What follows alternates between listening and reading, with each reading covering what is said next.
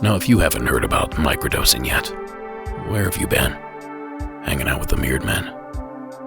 Well, I'm here to tell you how tonight's sponsor, Microdose Gummies, deliver the perfect entry-level doses of THC and CBD for people who want to feel just the right amount of good without getting high from just one microdose. Now, Microdose Gummies help me and so many others with insomnia and anxiety, as well as pain management, workout recovery, and much, much more. My favorite time to take them is when I'm ready to chill out at the end of a long day. Now, I've had an opportunity to sample all of their delicious flavors, and I gotta say they're amazing. You can tell that they're made with real Oregon-grown berries. Now, I'm not going to gloss over the fact that this product does contain THC, but before you tense up, know that microdose gummies are legal everywhere in the United States. So if you could use some more chill vibes in your life, why not give them a try? Microdose is available nationwide. To learn more about microdosing THC, go to microdose.com and use code Monsters Among Us to get free shipping and 30% off your first order. Links can be found in the show notes, but again, that's microdose.com and the code Monsters Among Us. Now, as always, supporting our sponsors supports the show, so thank you for listening. Back to those three men standing in the yard.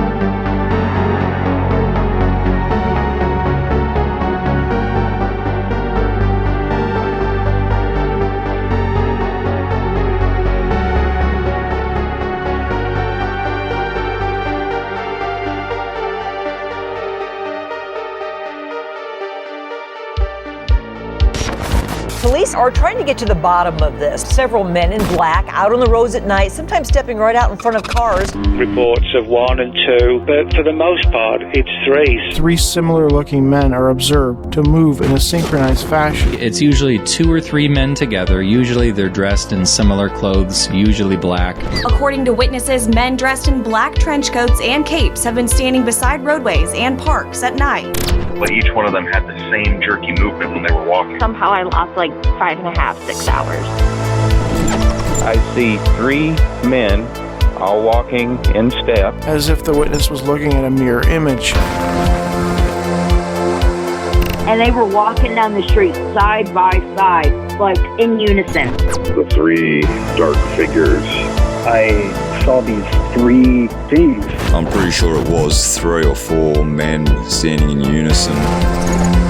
Within 5 seconds of looking at them, they saw me.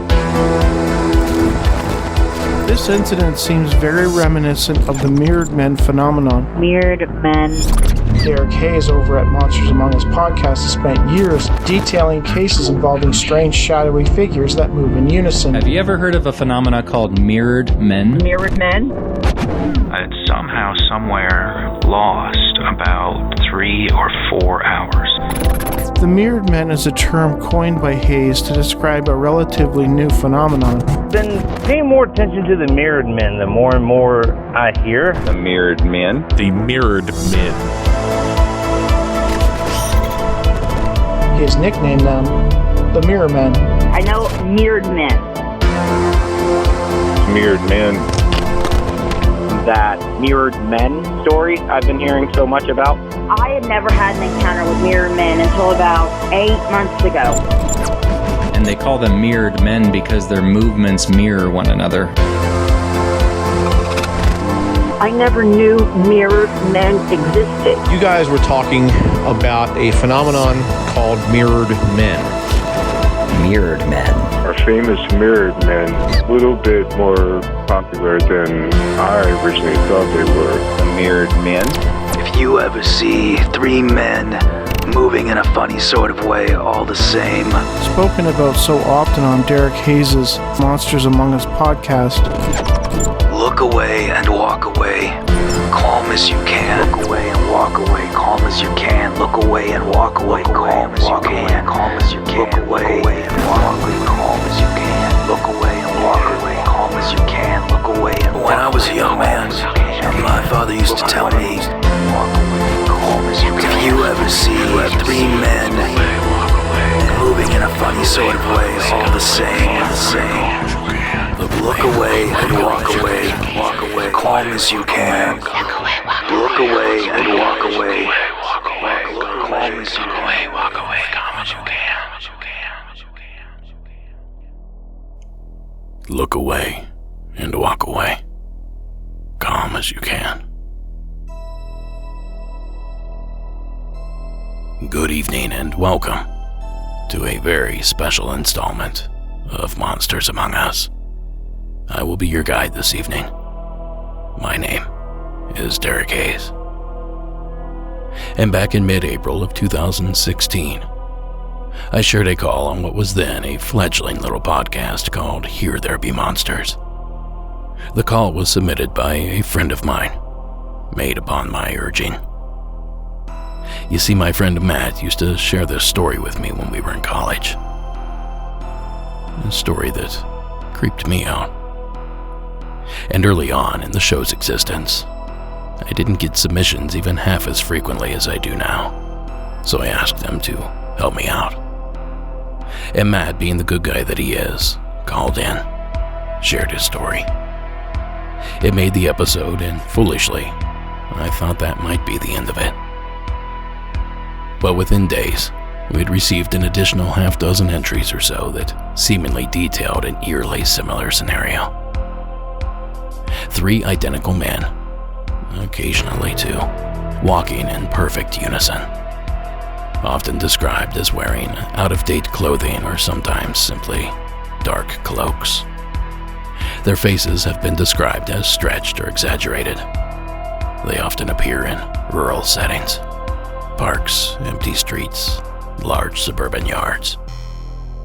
And they tend to show up during abnormal weather events. Rainstorms, blizzards, fog, full moons, etc. And when they look at you, that's when the real terror takes hold. When they turn their gaze toward you, which they almost always do, in unison no less, it seems to bring with it some sort of tranquilization effect. Because witnesses often claim to lose hours of consciousness the moment they lock eyes with the terrifying trio. Now, I began referring to this phenomena as the mirrored men, and it seems the name has stuck. And the stories continue to flow in. Back on Season 7, Episode 15, I produced a special episode devoted to this odd new phenomena. And tonight, I'm here to deliver a follow-up. Because believe it or not, the mirrored men calls just keep coming. So in lieu of our regularly scheduled programming, I bring to you tonight's special presentation, Enigmatic Entities, the Mirrored Men Special Part 2. And to kick us off this evening, I thought it prudent to begin where we started. Now here's Matt's original call all the way back from on Season 1, Episode 3. Matt from Cleveland. Welcome back to the program.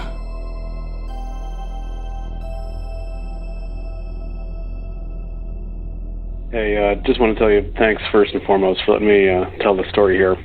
Forgive me if a few of the details are a little bit fuzzy, but it was about 20 years ago, a little over 20 years ago. However, what I did see still sticks with me, and it still kind of freaks me out to this day.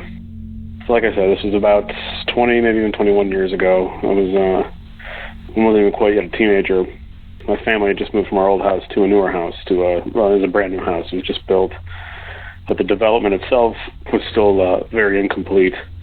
A lot of dirt lots, basements already kind of dug out, construction stuff all over the place, and kind of like that. Definitely a safe place for a young kid to go run around and be an idiot in. Anyway, this would have been maybe after their first full year in the house of, it must have been early summer, maybe even late spring. I just remember it was warm out.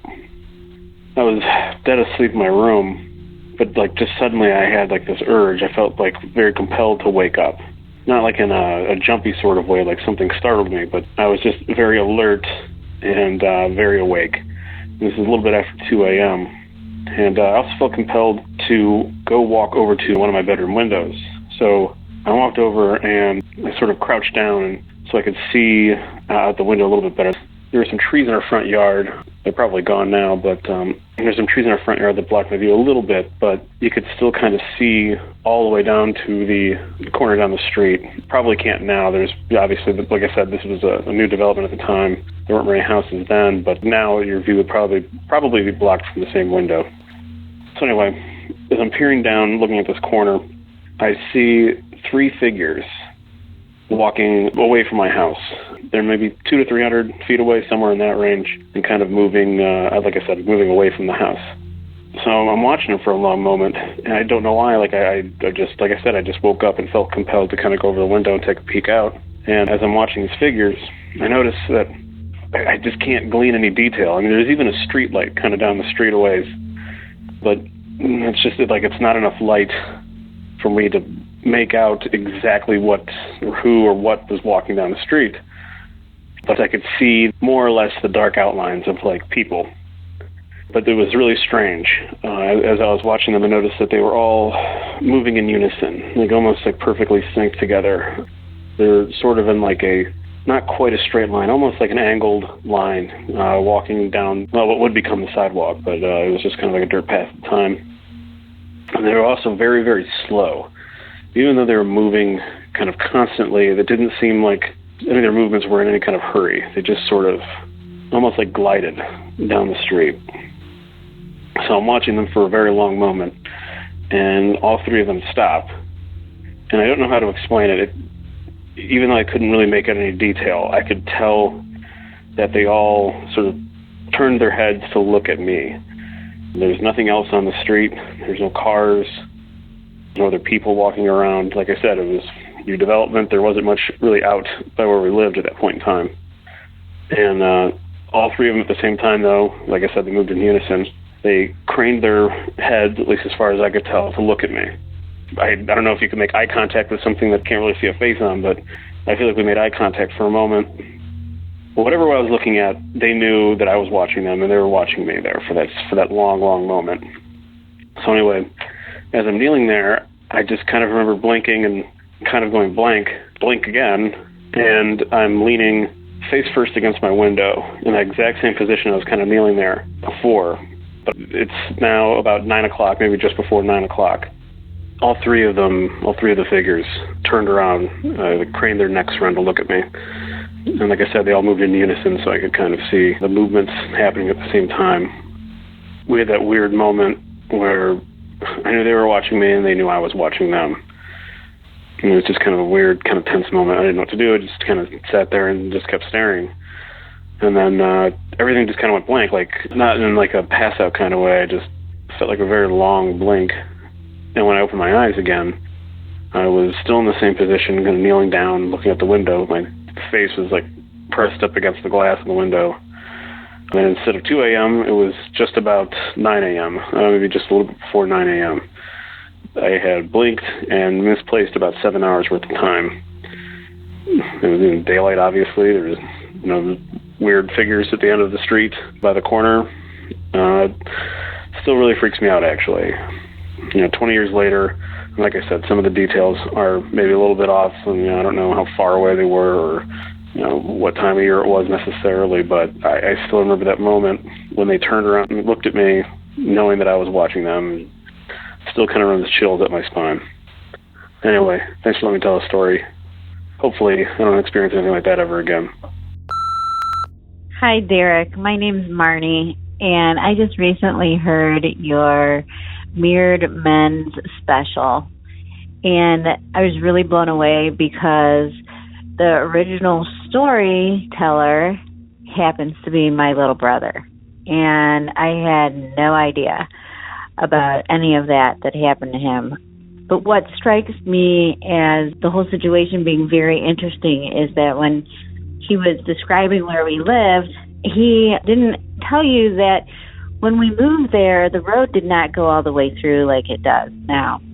And so there was only one way in and one way out of where we lived for quite a few years. And the rest of the block we lived on was not developed. So for him to see these three men or entities or whatever they are outside, it just blows my mind. And he doesn't have experiences like this. So, I mean, I can verify that this is a genuine experience for him. And that's all I wanted to share for right now. I have a few experiences myself, but yeah, I'm really taken back and really shocked that happened to him. All right, thanks. Thank you, Matt and Marnie, both. Now, I've been sitting on Marnie's call for a long time now, just waiting for this episode. And I'm extremely relieved to finally have played it here on the show. And I've been in touch with Matt recently, and he's expressed interest in joining me for an extended interview, if that's something you guys might be interested in. Maybe that's something we'll post up over at Patreon or something. Be sure to let me know if that interests you. And folks, this is just the tip of the iceberg. I have a mountain of Mirrored Men mythology to mull over.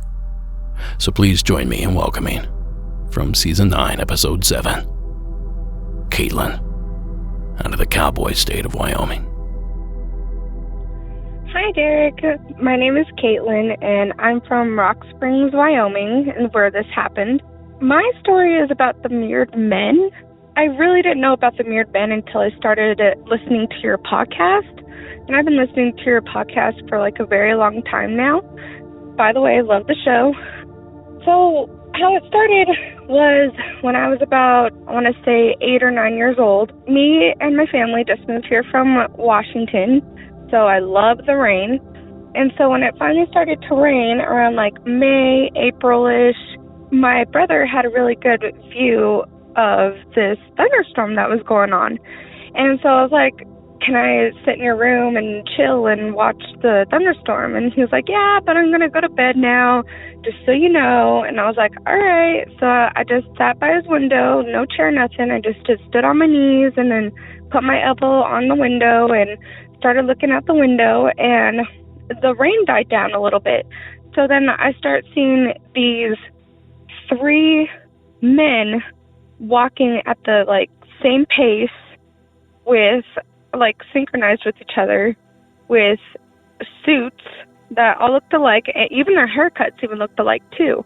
And I was thinking, that's a little bit weird that there's 3 young looking, maybe early 20-year-olds walking out in the rain or after the rain died down, because there's not really, that much bars around. And I was like, well, I can't wait to be older and, be 20, 21 and walking around whenever I want.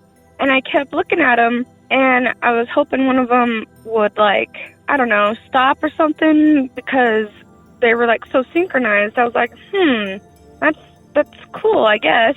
And one of them on the very left, the left man, turns around just his head a little bit and looks at me. And at this time, it was at 11 p.m. at night. And he looks at me, and all of a sudden I wake up, and it's 7 a.m. in the morning. The sunrise is coming up, and I'm still looking at the window with my elbows on the window and my palm underneath of my chin.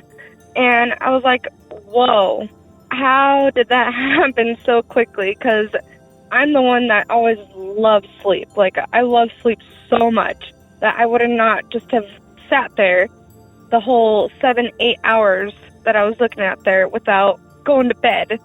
Because I'm a light sleeper like that. And so I thought it was really weird, because I was like, all right. So I went back to bed, and then I woke up the next morning and I told my mom about it. And she just kind of, just like brushed it off, like, oh, okay, whatever. And I was like, that's kind of weird. And so years later, I'm 21 now, and I was listening to your podcast about the mirrored men. I was like, oh my gosh, that is so crazy. I guess I've had an experience with them. Yeah, that's my story. Thank you so much for listening to me, and I love your podcast, and mirrored men is my favorite thing now. Thank you. Have a good day. Bye.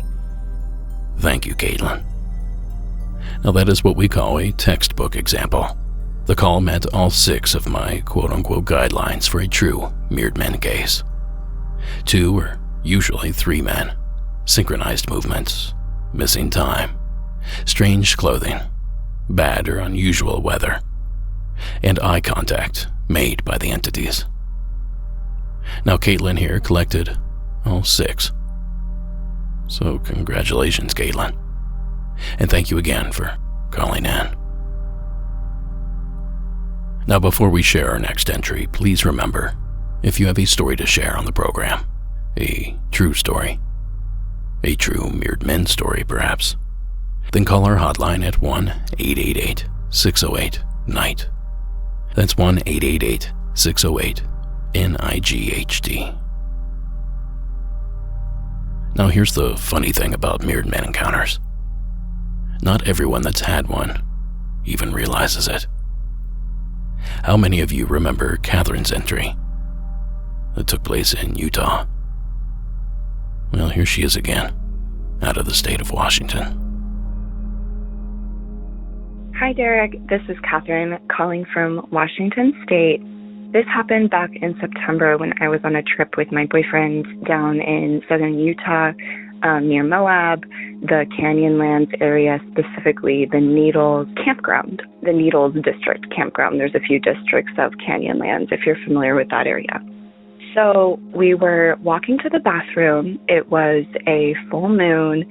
The bathroom was probably about 200 feet away from our campsite, and the campsites in that campground are on a little road.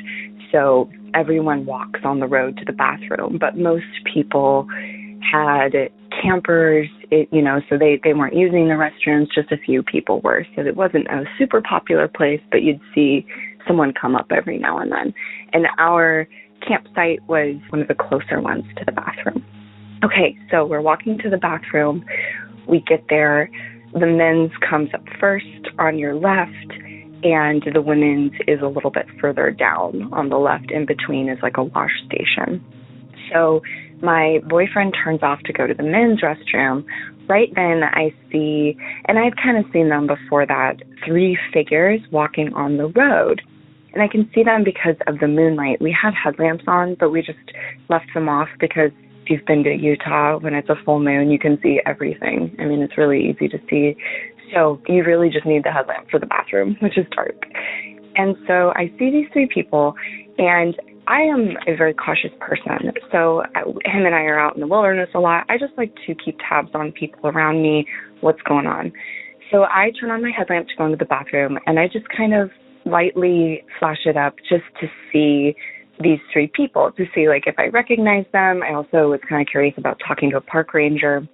And it was a little bit weird to see 3 people walking because, like I said, you'd see like 1 person, maybe 2, but hardly ever come to the bathroom. And they were walking towards an end of the campground that didn't have very many sites. So I think there was like 2 sites down there. So as I shine my light up, I don't see them anymore. So I brought my light back down really quickly, turned it off, and I look over and I can see them again in the moonlight. And now I'm looking closer, and it almost looks like they're wearing the same thing, or they like all 3 look alike. And they're walking across the road, and there's like shadow on the left side of the road where the bathroom is because there's tree cover. But you can see the full road in the moonlight. There's just shadow to the left. And then to the right of the road, from my perspective, is like kind of flatter desert terrain. So you can see out there with no trees. Okay, so I turn my light on again because now I'm kind of creeped out. And I shine it at them. And I know that that's not very good etiquette for in a campground, so I felt kind of bad about that. But I was like a little bit creeped out, and I shined it on them, and I realized I can see them now, but they're all wearing black. Like their faces are covered in black. They're wearing black. They're holding something in their hand, one of them. So that really creeps me out even further. I turn my light off again because I can almost see them better in the moonlight. And now I realize when my light is off, they are running towards me. When I turn my headlamp on again, I see them stop and hold perfectly still. So because I'm still not really sure what I'm seeing, I turn my light off again to see them in the perspective of the moonlight again. And I can see them moving quickly towards me. You know, like, I don't know if they were like full sprint, but they were definitely walking really quickly, moving quickly, but maybe kind of quietly. And again, I can see that one of them in their hand has something like a baseball bat, but it looks more like a club. I mean, I don't know if I'm just imagining that because it was kind of scary, but that's what it looked like. Maybe a big water bottle. I don't know. And so I turn my light back on, and this is all happening really quickly, you know, because I'm pretty freaked out. And I started backing up at this point towards the men's side of the restroom, which is a little, not far, but maybe like 30 feet or so from the women. So I shine my light on and I just leave it on, and I'm looking at them and I can see them holding still. I can see like where their eyes are, but I can't really see their eyes very well, just kind of where they would be on this like black mask. And the best way I can describe their clothing was it looked like it was built to like move in. It looked like it was maybe like military kind of style, not necessarily military, actual military wear, but that style where it's like built to like be stealthy and like hold things and be able to move easily in, where it like fits you well and isn't baggy at all. So that's the best way I can describe their clothing, and it was all black. And for some reason, when I shined my light on them, they just completely stopped moving. So that was how I created distance between us.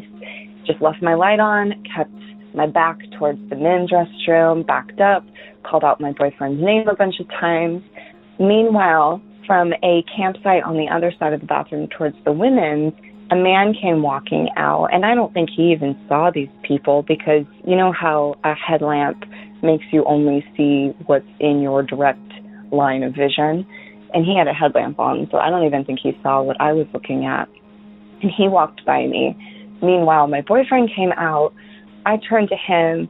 I say, oh my God, you know, you need to see this. And I was like, I'm like kind of freaked out. And of course, by the time he listens to what I'm saying and we like look over there, these three people were gone. I would describe them as athletic build. I don't think they were like anything paranormal. I don't know. I just thought it was one of the strangest things I've ever experienced. I guess the best way I could explain it is they felt very ordinary. It's just their actions didn't make any sense, and I felt extremely threatened. And one of the weirdest things about this moment was there was something in my head that told me, just get to where you're with someone, because they won't mess with you if you're with someone. And I don't know if that's just my own mind telling me that I'll be safe if I'm with my boyfriend, hoping, but that's really what my intuition was screaming at me. And I never saw them again. I walked to the bathroom plenty of times by myself, never saw this. I've never heard of anything like this. I looked it up. I know Utah is kind of a weird place, but again, 3 people dressed in all black, walking from a part of the campground where it's like the wilderness, the entrance to the wilderness. There's actually a trailhead right there. Please, someone help me. I have no idea what this was. Thanks, Derek. Thank you, Catherine. Now, that story originally aired on Season 13, Episode 13. And remember that detail about one of the figures holding a long object in its hands, because that's going to come up again near the end of the episode. Now, Catherine obviously hadn't heard of the Mirrored Men legend prior to sharing her report, but since then she's found out all about these bizarros from the beyond. And judging by a subsequent call that she made, she seems pretty uneasy about the entire concept.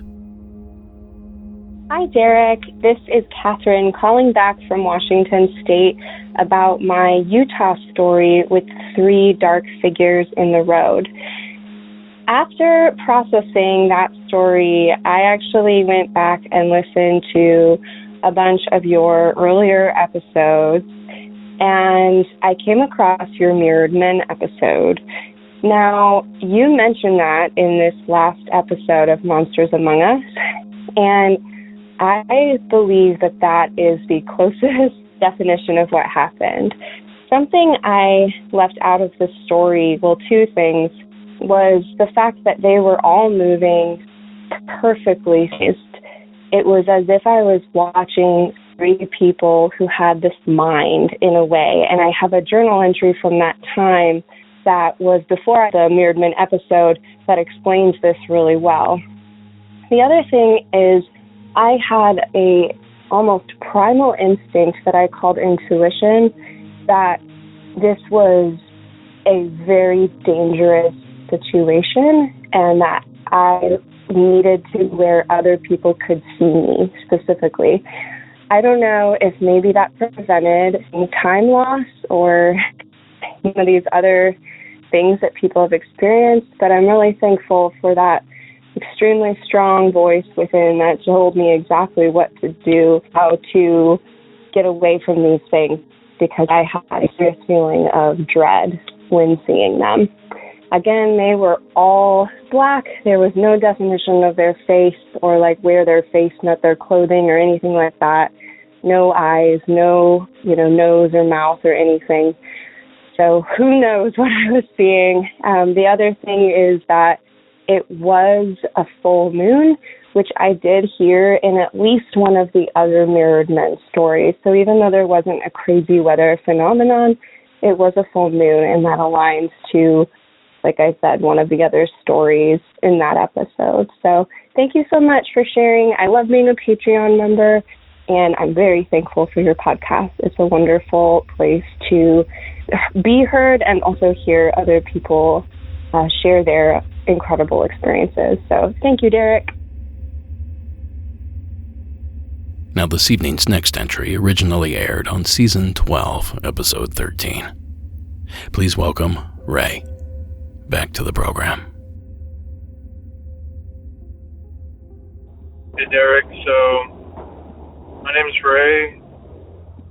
I left you a story before about an encounter I had when I was younger in the Philippines. You aired it back in Season 2. Well, I was just listening to a story about the Mirrored Men, and I've been listening to your podcast since about the beginning, and I don't know why it just clicked now. I don't know why the memory just came to me, but I was just listening to a story about Strawberry Peak, about how a man and his friends, and they had a woman in their group who encountered some mirrored men in the fog. Well, back in Guam, when I was about, I'll say probably 10 years old, it was early 2000s, 2001, 2002.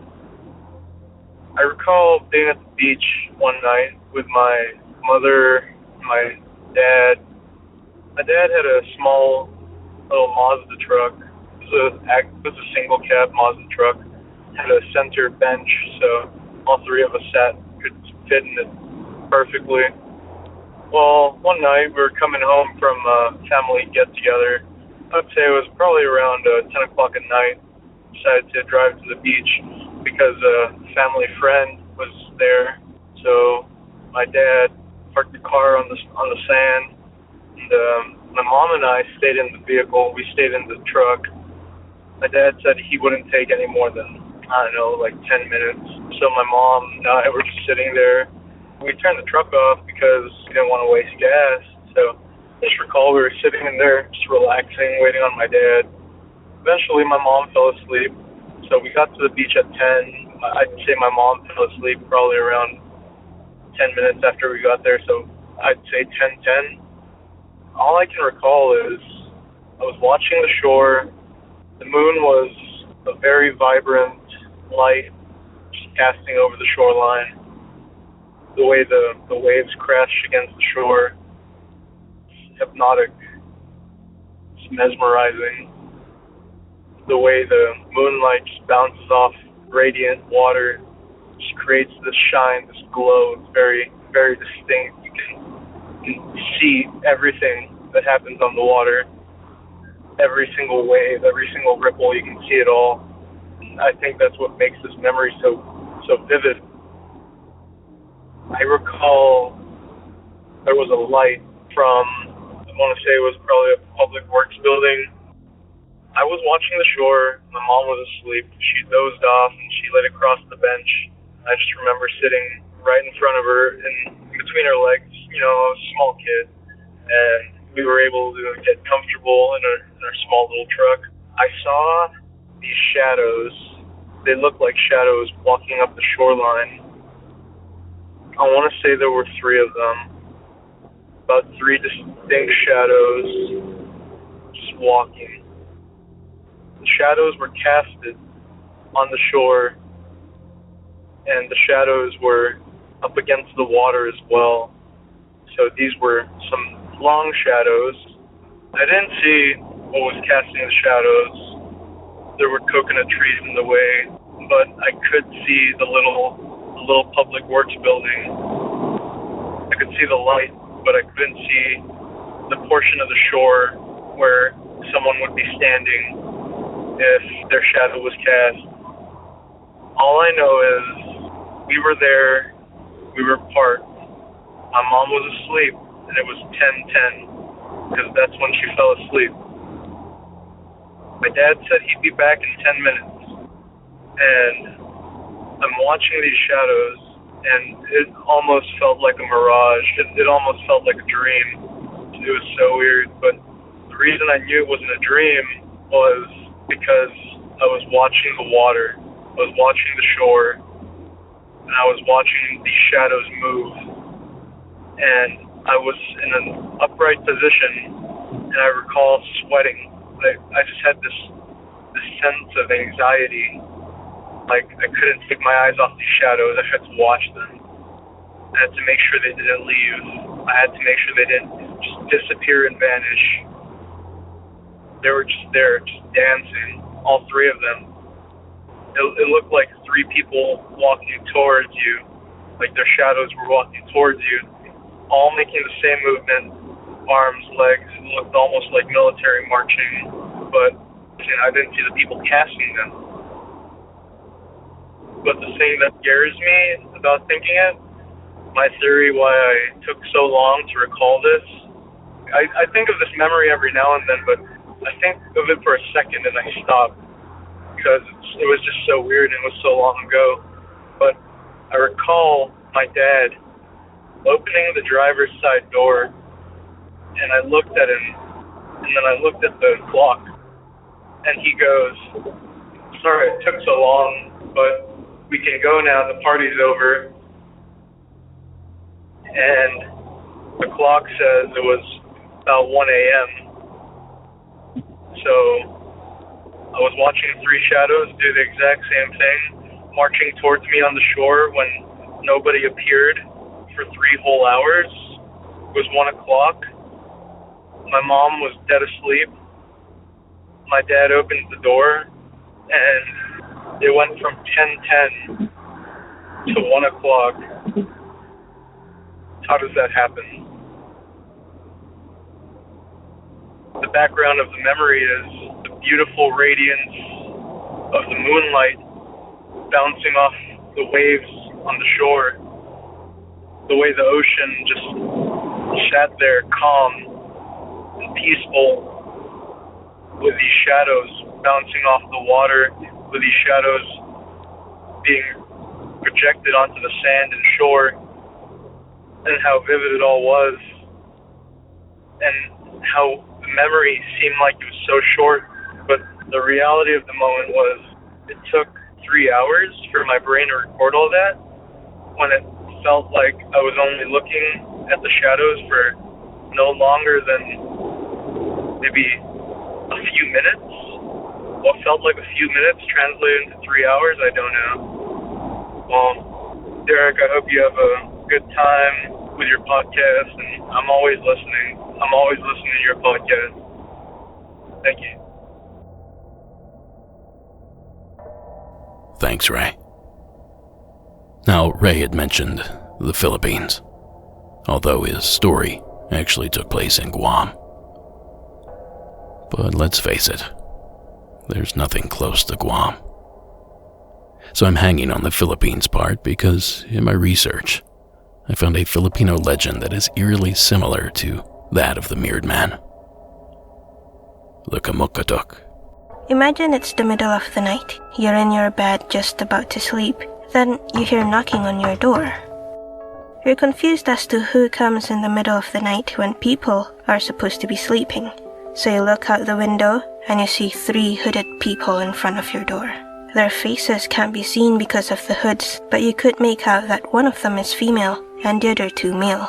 Hesitating to open the door, you get your phone and started to dial for the police, but then you notice them turn around, walked away, and disappeared into the distance. The trio knocking on your door is the Kumakatok. But why are they scary? Well, apparently, they are a bit like the Banshee from the Irish folklore, which means if they are around, someone will die. Especially someone from the household that was targeted. Now that clip courtesy of Monster Files over YouTube.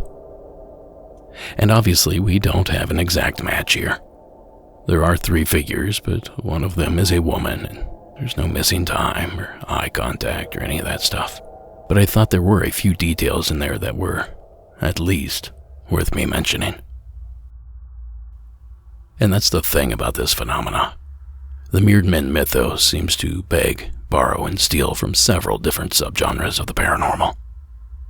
One of the more popular explanations for the activity is that it's somehow related to the Fae. Fairies, wee folk, people of the forest, the ancient ones. Now, I'm not so certain the physical descriptions match up with these mostly European legends, but it is said that they have shape-shifting abilities. And there is one element that both the Fae and the Mirrored Men have in spades. Missing time. There's a way of seeing all kinds of relationships between humans and fairies as alibis for other things. So, I always think that the very persistent myth of the lost time in the fairy hill, where you're captured by the fairies on a dark night and taken away to fairyland.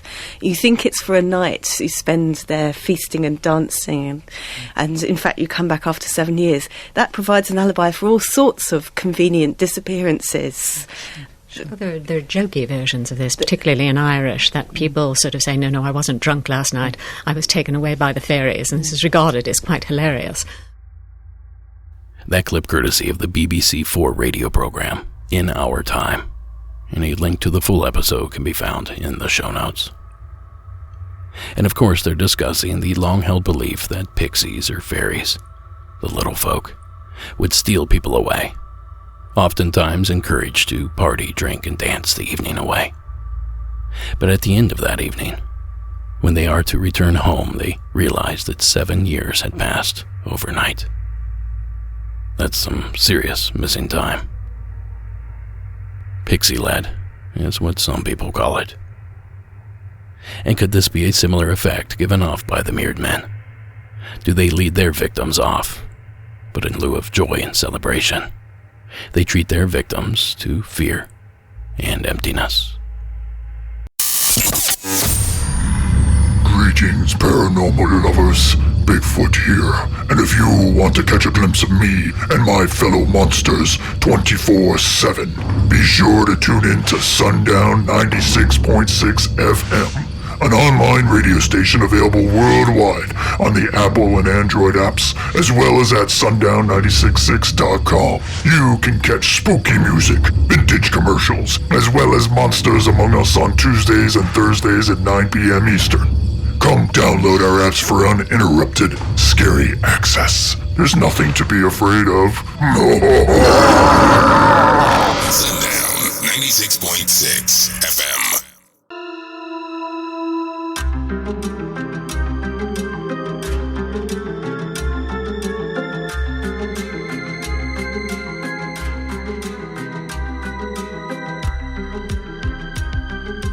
the Mirrored Men influence is beginning to be felt all over. The piece you're hearing right now is called March of the Mirrored Man, a thrilling piece by artist Icon Dark, inspired by the Mirrored Man legend. Of course, you can find a link over at the show notes. I mean, it's the perfect music to chase someone to. Just saying. Now, another commonly accepted explanation for these harbingers of horror is that they're simply a figment of the human imagination, manifest through dreams, hallucinations, or sleep paralysis, and perhaps supported by calls like this brand new entry from an anonymous caller out of the state of Georgia. Hey, I just found your podcast today, a few hours ago. I've listened to a few episodes while I'm doing homework, and I think I'm going to start binging you. But I listened to a few Mirrored Men stories, and I Googled it, and I realized I've had an encounter with them, or the Men in Black, whatever. It's all kind of the same to me. So I was going through a really tough time last year. I wasn't there. I was having a lot of health issues, but I just remember always feeling paranoid, like somebody's watching me. And I remember doing all this research about aliens and stuff like that, and cryptids. I just found it very interesting, and a lot of it made sense to me, and past lives and stuff. And I started to share what I was learning with people, and my health wasn't good, so I dropped out of college, went back to my parents' house and recovered there. And when I remember having a dream where the Men in Black, I was begging them not to hurt my dog, and they were picking her up by the tail and threatening to break her spine. And I begged them, I told them I'd shut up, I'd do anything. And then I woke up in a sweat. So I go down the back stairs to the kitchen because I felt like something was off. I was hearing noises, and I was like, I gotta protect the house. So there's a hallway going to the front door to the kitchen, and I remember, and we have a see-through front door, so I remember seeing a hat and a man standing there, and I was paralyzed. I can't describe how I felt in that moment. And I saw another one. I started slowly walking over there, and I was like, I'm crazy, it's nothing. But I remember the middle one just being, just how it was, I can't describe it. It was terrifying. I'm freaked out just talking about this right now. And I remember I just seeing a silhouette, light slowly going on their faces, and I was freaked the out. They were solid. They were not see-through or anything, so I freaked out. I thought people were trying to break in and kill me. I mean, that's how I felt, 3 solid men in hats standing at my front door. I run up to my dad's room, and I tell him to get the gun, and he checked the cameras. Nobody was there. And it's freaked me out ever since. But the description of them, just like how you described it in recent episodes, it scared the shit out of me. I'm still freaked out. But I'm in the suburbs outside of Atlanta. Love your show. Just started learning how to use the podcast app. But anyway, keep doing what you do. Bye-bye. Thanks, caller. And I hope that your health is improving. Now, it turns out that our Georgia caller isn't the only one to have dreamt of or envisioned these synchronized specters. Please welcome Justin from California, and from back in Season 8, Episode 18. Hi, Derek. My name's Justin from San Diego, California. This story I have to tell you actually takes place in North Carolina in a small town called the Outer Banks. It actually comes from that Mirrored Men story I've been hearing so much about. And it's really funny. I heard that, and it brought back this memory I haven't had in years. I was about 8 years old in the Outer Banks, and I was in this small gated community where all of the houses are very close to each other, like a normal gated community. I was on the 3rd story in my room, And the third story looks over the front of the house, which is about 30 feet to the road. Well, it was a dream, but it's insane how close these things matched people's description. There were these hunchbacked creatures that had cloaks and hoods, and you couldn't see their faces. It was 3 of them, just like everybody had said. It freaks me out to this day hearing that. The 3 of them walked down the street, and they were walking. I don't remember if it was that slow motion walk everybody talked about, but they walked down the street. The dream, I was barely sticking my head out over the windowsill, and I see these 3 cloaked figures, and of course I see them, and within about 5 seconds of looking at them, they saw me, and they stared at me, and the next thing I remember, it was morning. I'm 90% sure this was a dream.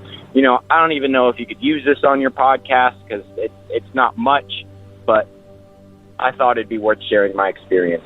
And I'll have more to bring to you. I actually spent a lot of time living up in Idlewild, which is in the San Bernardino Forest, as you would probably know.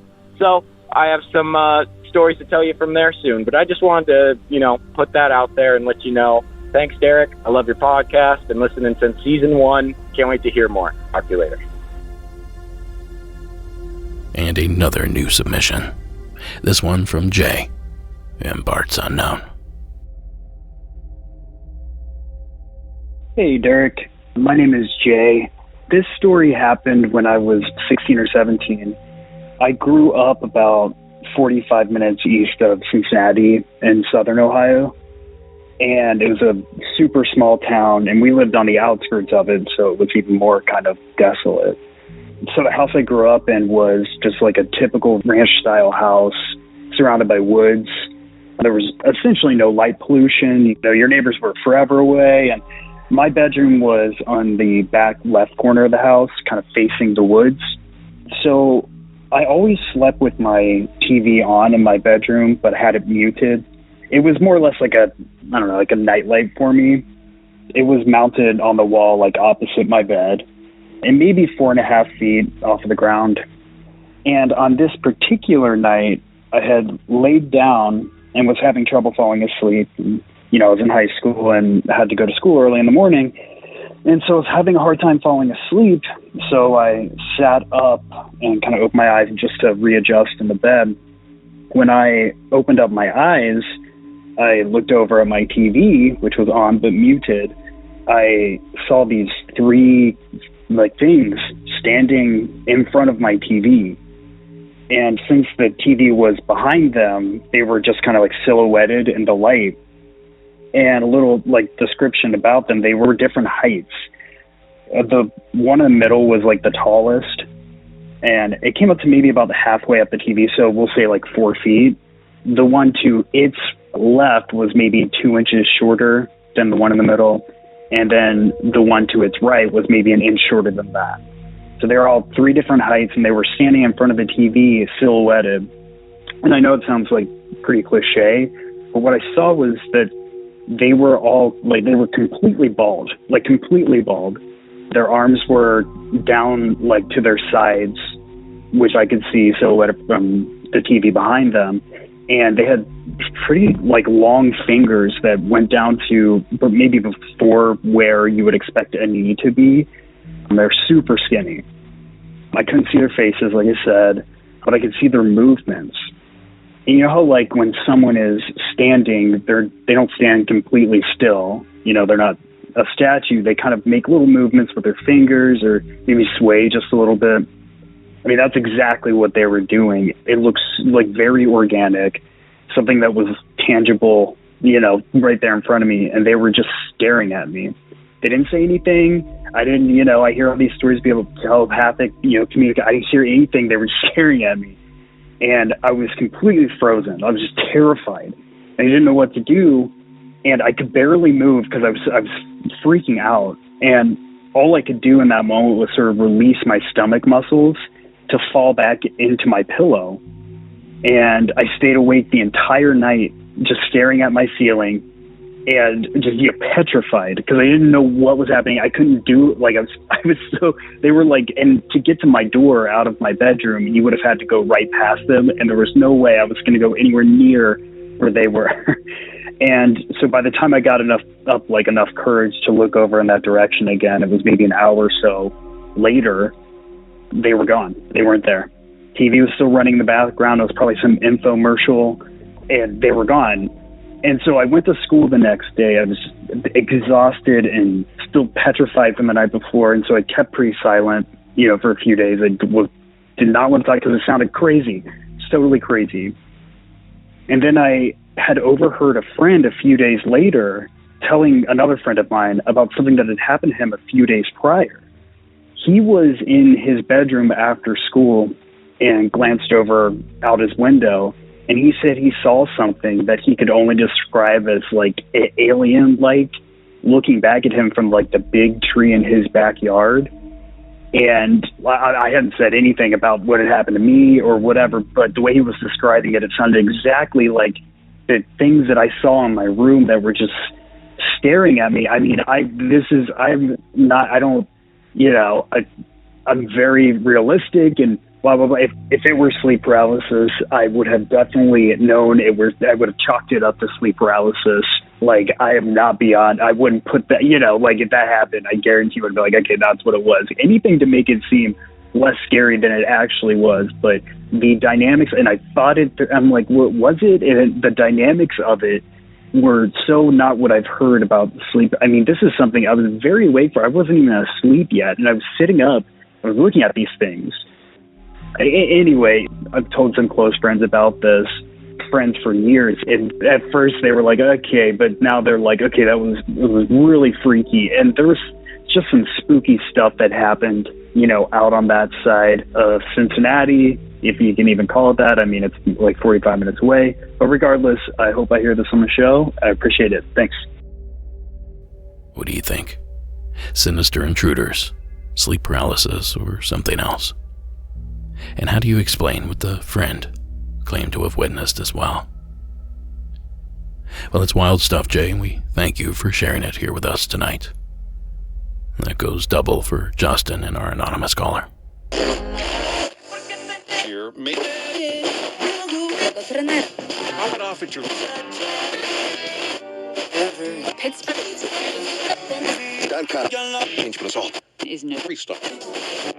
Now, having found myself as the gatekeeper of the Mirrored Men legend, I have my own thoughts on what might be happening. And one of the theories for the trio's existence that seems to be popping up more and more often, comments and fan mail, that sort of thing, is the thought that perhaps these entities are travelers from another time or even dimension. After all, authors on the subject, such as John Keel, have suggested that UFOs, cryptids, and other mysteries have an origin in other dimensions or other esoteric realms. And perhaps they are right. Maybe these entities do originate from a plane above ours, and as often hypothesized, the appearance of three identical beings is simply a visual byproduct of that dimensional change, suggesting that there is truly only one entity, but due to the limits of our third-dimensional world, they appear to us split or replicated, sort of like the way a prism can separate light beams by color. Now, I'm by no means a scientist, nor do I consider myself to be a smart man. So this is where my conjecture stops, and the calls resume. This next one is from Season 11, Episode 15, and comes to us from Lisa in Minnesota. Hi, Derek. This is Lisa from Minneapolis, and I have a story for you. I lived in a small town in the 80s in Kansas.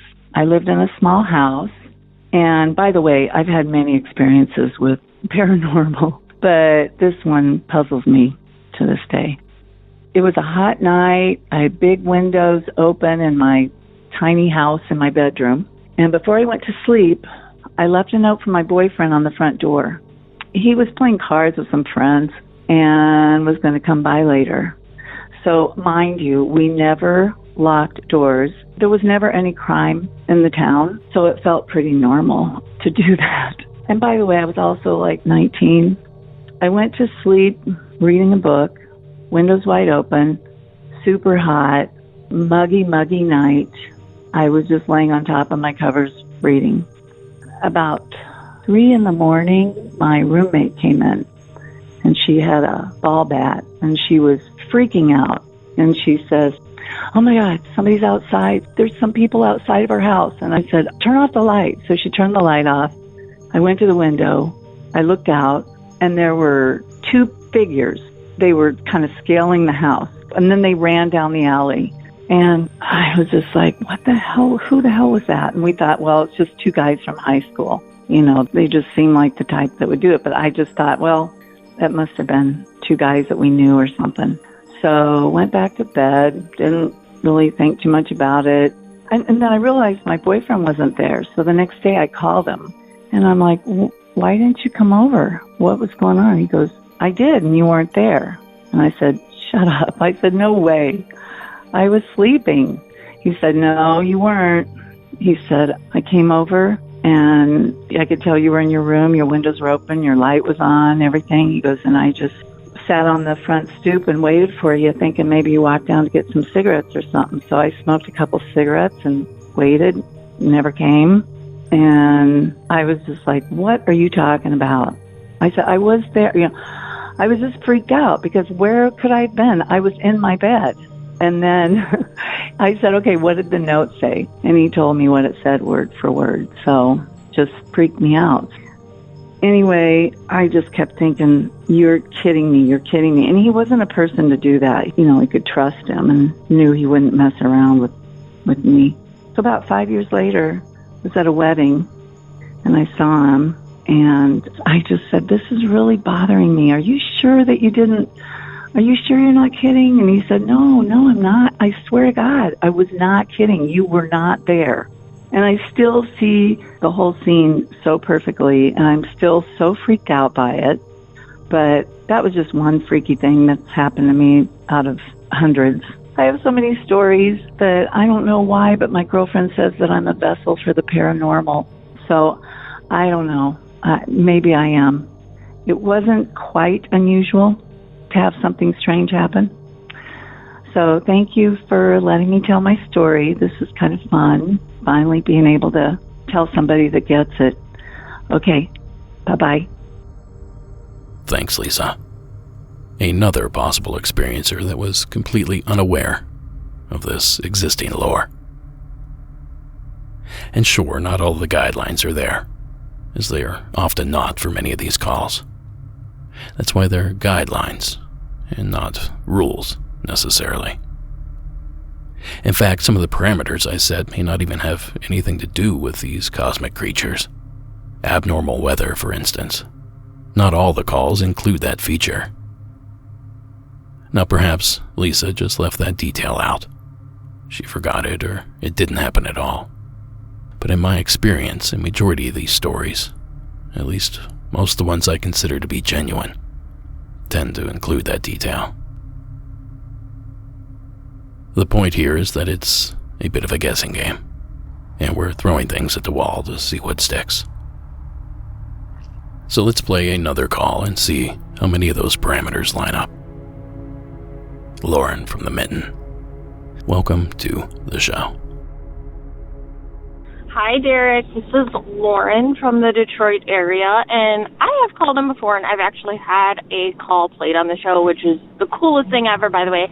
But I was just listening to the most recent episode, and I think it was Jake's call about the mirrored men, and I feel like a lot of times when I hear these calls, I remember instances that have happened to me. So this was probably about 10 to 12 years ago. The boy I was dating at the time, guy, whatever, I was really close with his family, and his sister and I were the same age, and we were friends, and I was close with his mom.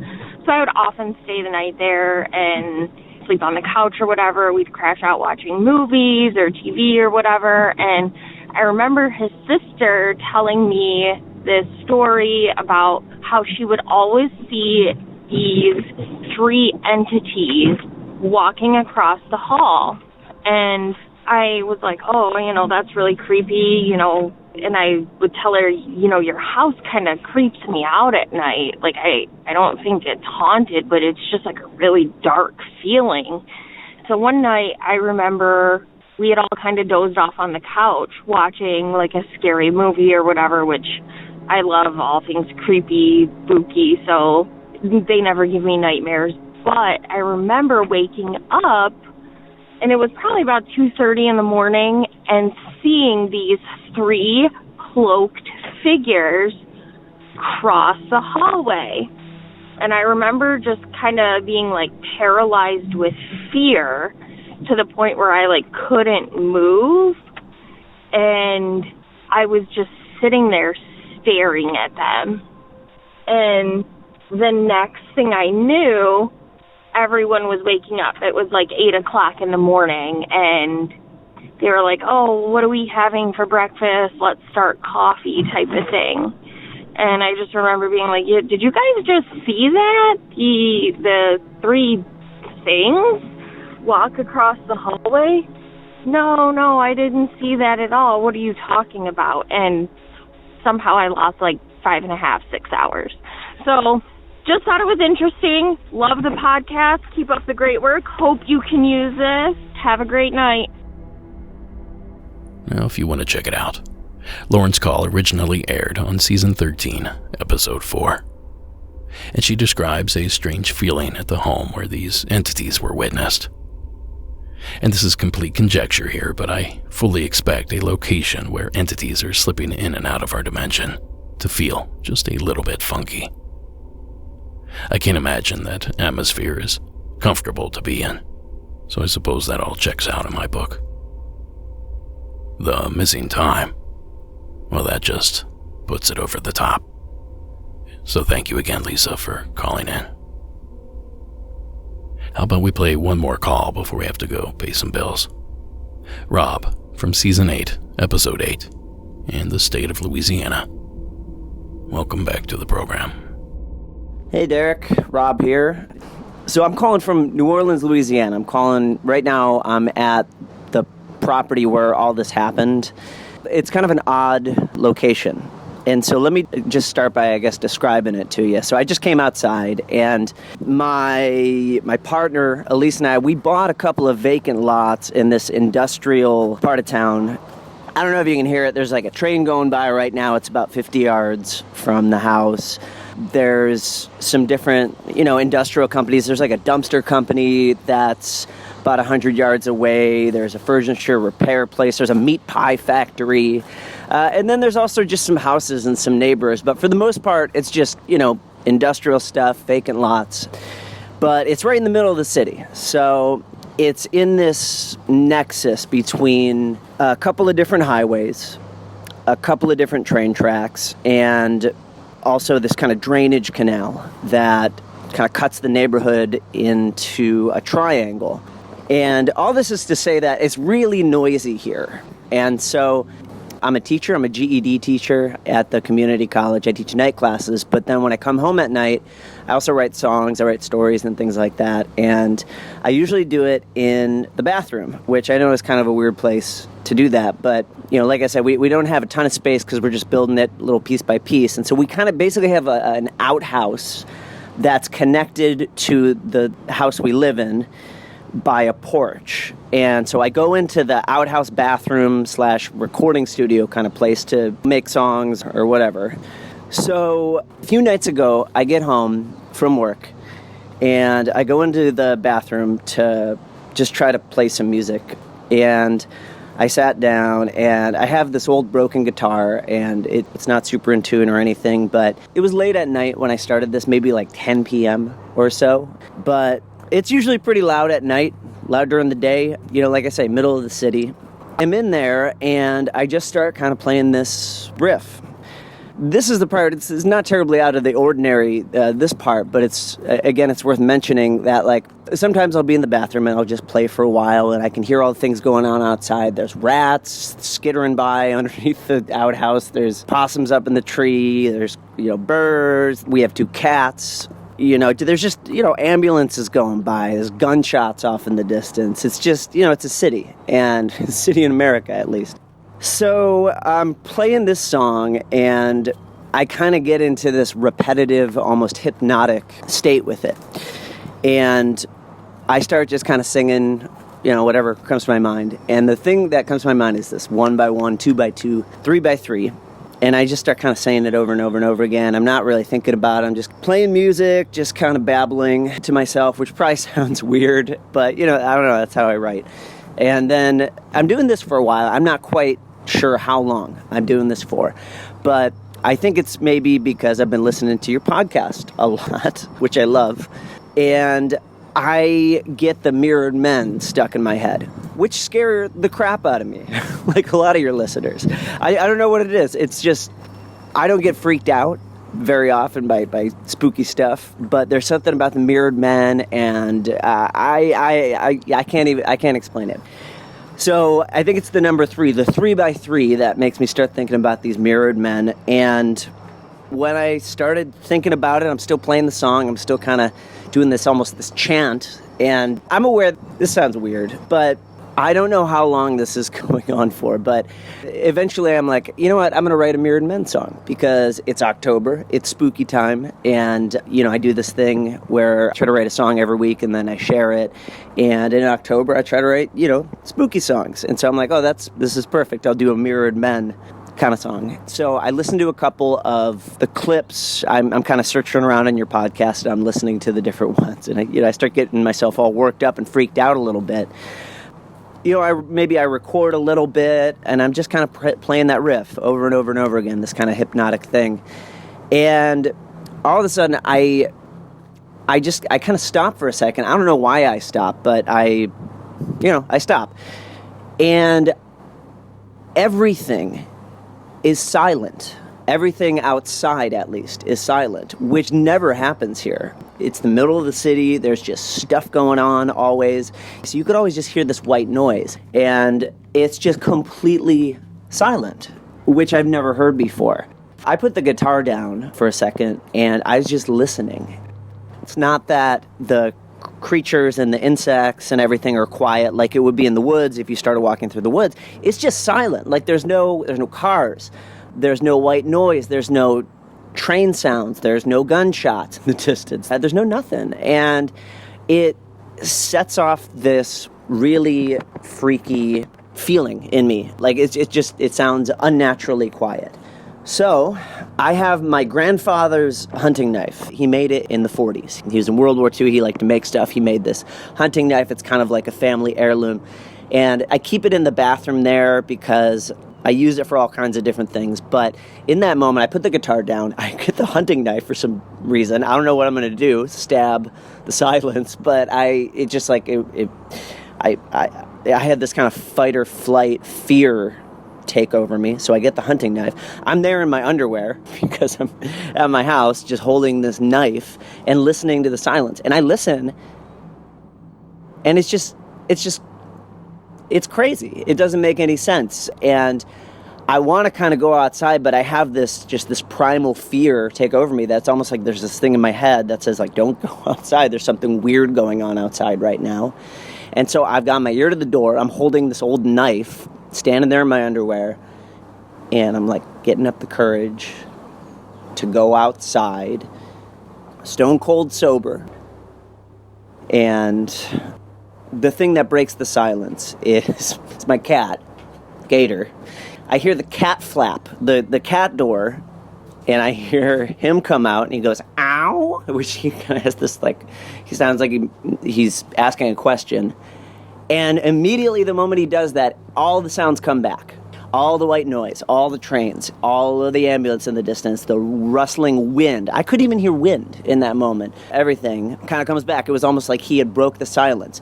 But what it sounded like to me, it was as though everything, the trees, the houses, the highway, just everything's just holding its breath for a moment or had been paused for a moment. And then it got broken by my loud cat.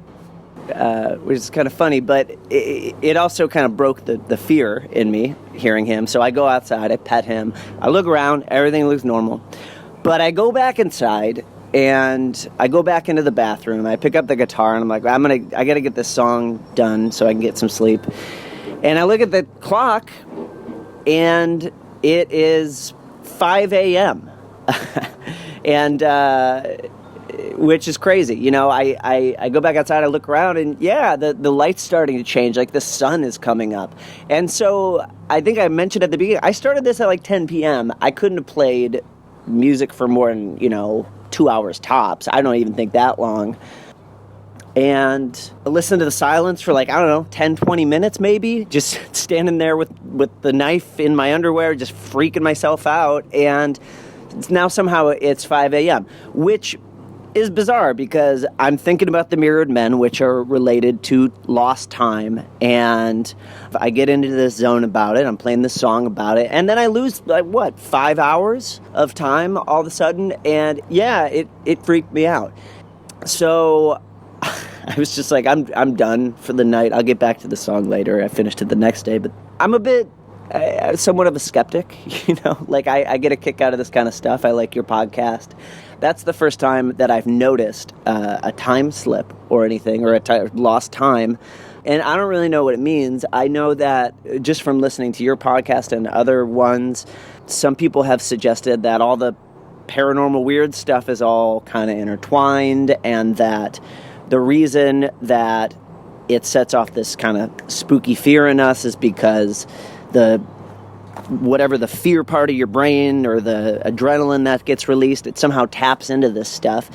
I don't know. I probably just freaked myself out because it was late at night and I was thinking about the mirrored men, but I thought it was worth sharing because it was kind of interesting. I've never heard that kind of silence before. And I'm really grateful for Gator for coming out and breaking it with his meow. I appreciate you. Talk to you later. Thanks, Derek.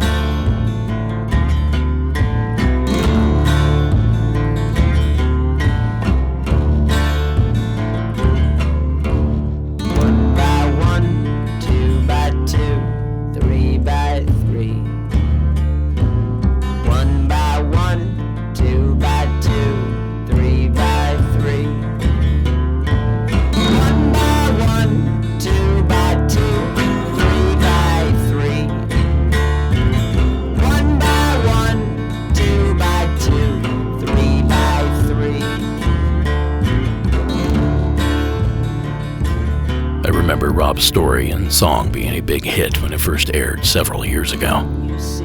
So many thanks, Rob, for submitting both. Now, if you're not careful, that tune will get stuck in your head all day. No word yet on if it attracts the mirrored man. But I can speak from experience when I say it keeps you thinking about them. And now, having played that song dozens of times in preparation for this episode, I'll let you know if I notice anything unusual.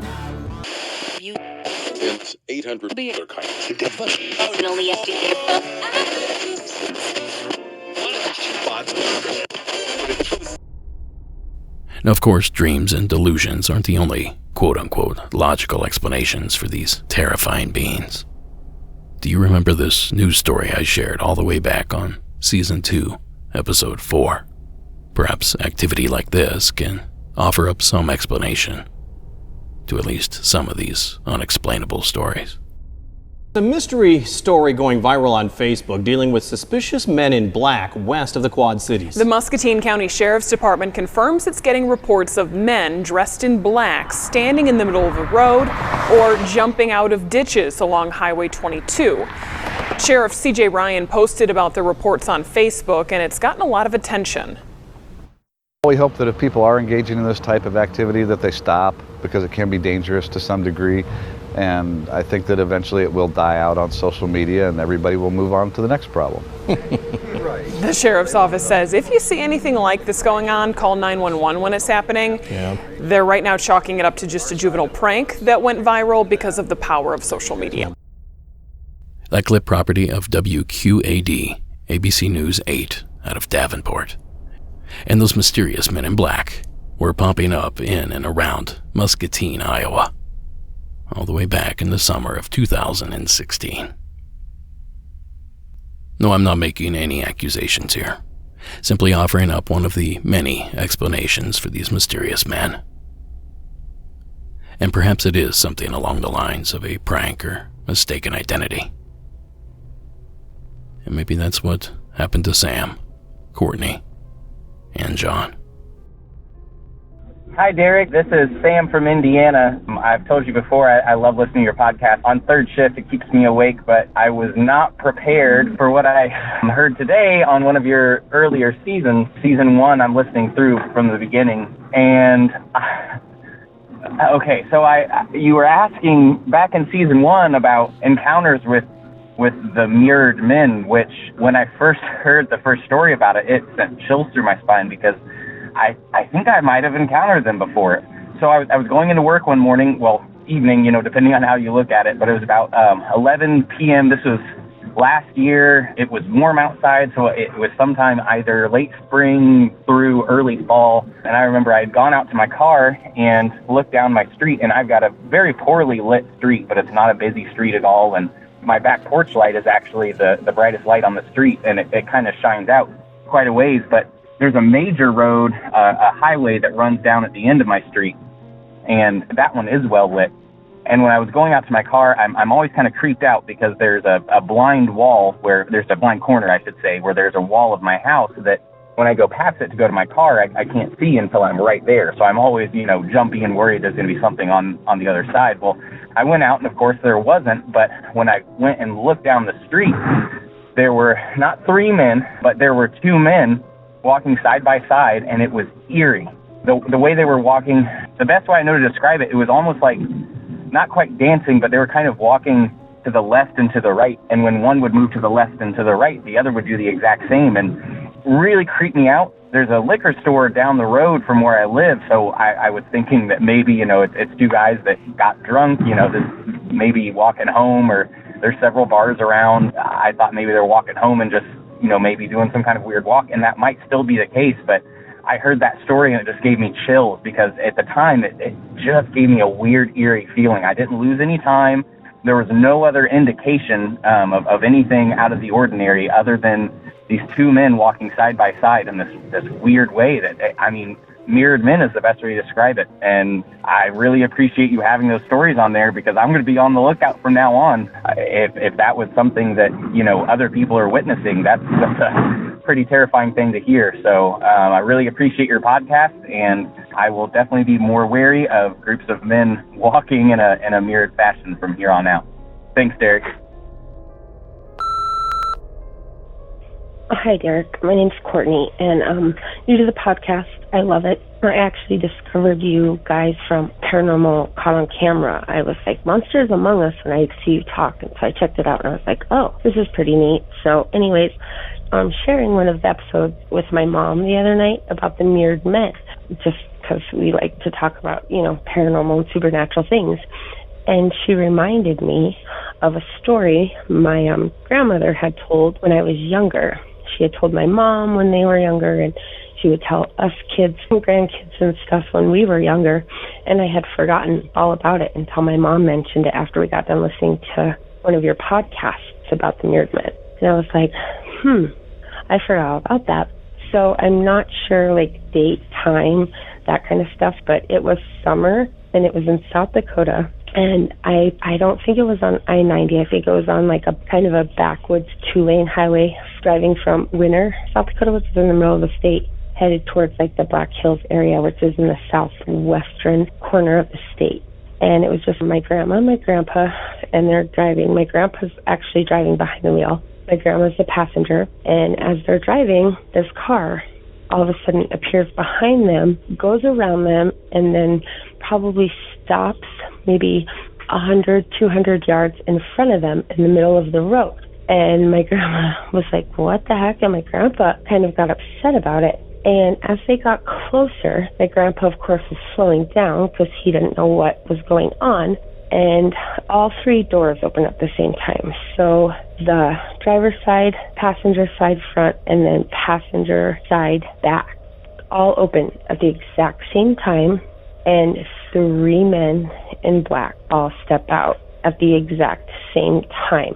My grandma never mentioned anything about their movements being slow, but she said they were like identical. They all got out at the same time, shut their doors at the same time, and they all had black hats and like black suits, black shoes. And my grandma had told my grandpa just to speed up. She said, don't slow down, don't stop, just speed up and go around them as safely and quickly as possible. And she said, just don't even look at them, Paul. Just don't even look.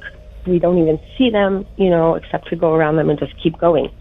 She was kind of freaked out, she said, in the moment, and they weren't quite sure really what was going on. Later telling us the story, she thought maybe they were going to rob them or something, because they were on this backwoods road that wasn't really busy. And it was daytime, though. It wasn't like night or anything. It was the middle of the day. So they go around them and they keep going. And my grandma's like telling my grandpa, Paul, don't look back, keep driving, keep driving, keep driving. And my grandma said she happened to look in the outside mirror, and she noticed too that they all had black sunglasses on, and that was it. They just saw them, but I'm not sure if there was ever any missing time or anything. My grandparents are both now passed away, so I can't ask those questions. I was going to ask my mom if maybe she remembers any other details about the story, because like I said, I had forgotten, and it has been years since I've heard that story. I'm 40 now, and my grandma would tell that story when I was probably, 8 to 12, I would say, because I remember hearing it more than once when we would, sit outside and look up at the stars and watch for UFOs and all that stuff. But she would always tell us a few scary stories, and that was always one that I remember her telling a few times. So I will ask my mom if she ever remembers if my grandma said that they were missing time or if the men that got out of the car were moving slow. But my grandma recounted the story. She never mentioned either one of those. But she always called them the Men in Black. And this was before I had even heard the term, I think, or even before Men in Black term was coined. So anyways, love the show. Keep it up. And sorry I was so late to find you, but I'm glad that I found you. Hope all is well. Thanks. Hey Derek, my name's John, and I'm one of those repeat offenders. This story deals with the mirrored men and reflects back to the special you had several seasons ago based on the mirrored men. My event takes place just outside of Troutman, North Carolina on Interstate 77. And to preface this, I want to say that the one lady that I heard on this Mirrored Men special, we have something in common, so I want her to know that she's not crazy. But here is the story. Back in 2000, this event occurred that I had chalked up to just being phenomenally tired due to the fact that I was working long hours, going home, coming back, working long hours, that sort of thing. But as I got to just shy of exit 42 in Troutman, North Carolina, it's an area where there's nothing but, farming and fields and that sort of thing. No houses, really. I'm looking up, and the weird thing is my missing time occurred beforehand. But I look up out of the windshield of my car. It's probably between 11:30 and 12 o'clock at night.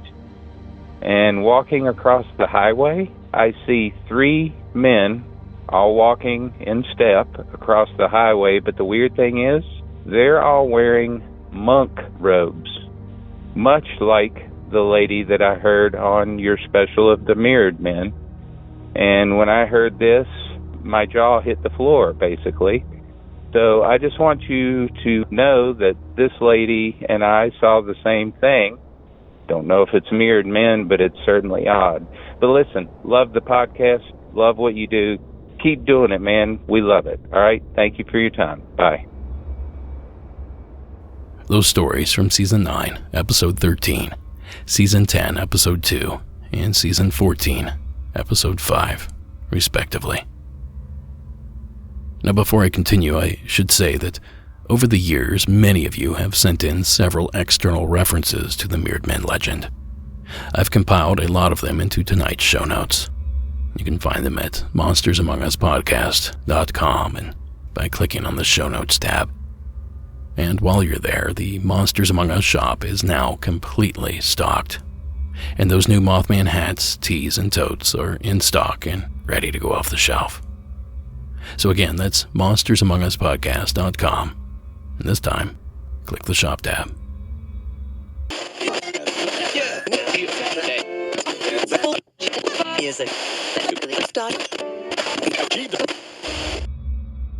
Now there is one more category that listeners use to bring order to this chaotic plot.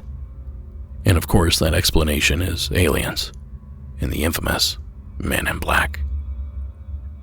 And you know, this is a theory with some historical facts that we can sort of sink our teeth into. Tell me that this segment, taken from a 1993 journal of abnormal psychology called Close Encounters, an examination of UFO experience, doesn't sound at least a little bit familiar. I was home folding diapers. I heard the front door open, looked at my watch, which read 7:10, and figured it was my husband coming home from work. I heard footsteps coming up the stairs, and as they reached the top of the stairs, I could see two figures walking in unison, so that the footsteps sounded like one set of feet. They were about 5'4", slight, with something over their heads. The next thing I knew, I was in the middle of folding a diaper, and it was 9:30 p.m. I had lost 2.5 hours. Now, tell me that Reese's entry from Season 14, Episode 17, doesn't sound oddly similar as well. Hey Derek, it's Reese. So I know a big thing on the podcast, I'm not sure about recently, but I know mirrored men. And I had never had an encounter with mirrored men until about 8 months ago. And that was outside fishing, and I do a lot of fishing. We are in a very suburban area, and there's always people walking their dog. And a lot of people know dogs have a sixth sense. They can see other stuff and sense stuff. Well, I had always had very good connections with animals, and all of a sudden, this dog walked by and I was going to pet it because I already knew this dog. And it started biting at me, like snapping. Well, 10 minutes before this, I had saw 3 identical men. And I could see through them, but the weird thing is, I could see facial. And they were walking down the street side by side, like in unison. And then all of a sudden they like disappeared, like out of nowhere. They walked one more step and then boom, gone. And then they showed up right beside me, and all of a sudden I was frozen. I couldn't move. I was frozen in fear. Or I don't know if it was fear or like you could explain it like if you're like ever been held at gunpoint. I haven't personally, but I know a friend that was, and I was just frozen. I couldn't move. Like I was trying to scream, but words couldn't come out of my mouth. And all of a sudden I blink and they're gone and I can see again. The weird thing was after that, my fishing stuff had been like torn open and emptied out all over the ground, and I'm not sure if that was done by mirrored men or vandals or whatever, but I was scared and I just gathered my stuff up and I ran home. But yeah, thanks for the chance. It's Reese from Texas. Thank you. Thanks, Reese. Abducted while fishing. Good Lord, is nothing sacred to these monsters. Well, we thank you, Reese, for calling in. And what a truly terrifying experience. And how unmistakably mirrored man it was. But in a strange way, it also had that alien abduction ring to it. Now, Reese talked of being paralyzed to an extent, a detail often given by survivors of an alleged alien abduction. Reese also spoke of the entities having teleportation capabilities. And you often hear the reports of abductees claiming that alien beings suddenly appeared, almost as if they teleported or materialized through a mirror, window, or wall. In fact, one of the earliest Men in Black encounters that we know of, and coincidentally a case with 3 identical figures, also features creatures that simply manifest in a man's bedroom. Back in 1952, author and researcher Albert K. Bender was atop the newly conceptualized UFO phenomena that was sweeping the country in the early 1950s. Until the day that he wasn't. Albert K. Bender founded the International Flying Saucer Bureau. This was during the big UFO flap of 1952 when flying saucers were witnessed over Washington, D.C. and many other areas around the world. And this organization blew up big within that first year. However, just a year later, he suddenly ended the International Flying Saucer Bureau, and people wondered why. And what happened was that he came home one night, went into his bedroom, and suddenly these 3 dark, shadowy figures materialized through his wall into his bedroom. They were wearing the hats and the overcoats. They had glowing eyes, and they smelled like sulfur. According to Bender, the 3 entities communicated with him through telepathy, warning him to discontinue his UFO research and stop publishing his influential magazine, The Space Review. Afterwards, he became ill and didn't eat for 3 days.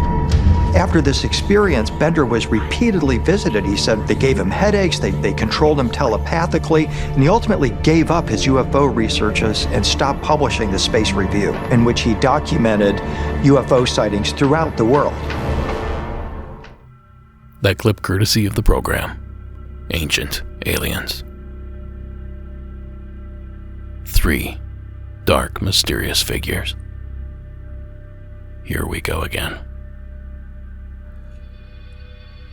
Well, I'll tell you what. If the tale that Reese just told doesn't have you convinced of some sort of UFO alien connection, perhaps Blake's entry from Season 14, Episode 8 will.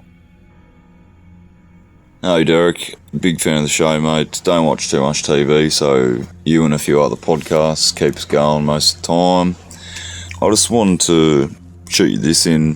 Thought you and the listeners might be interested in this story.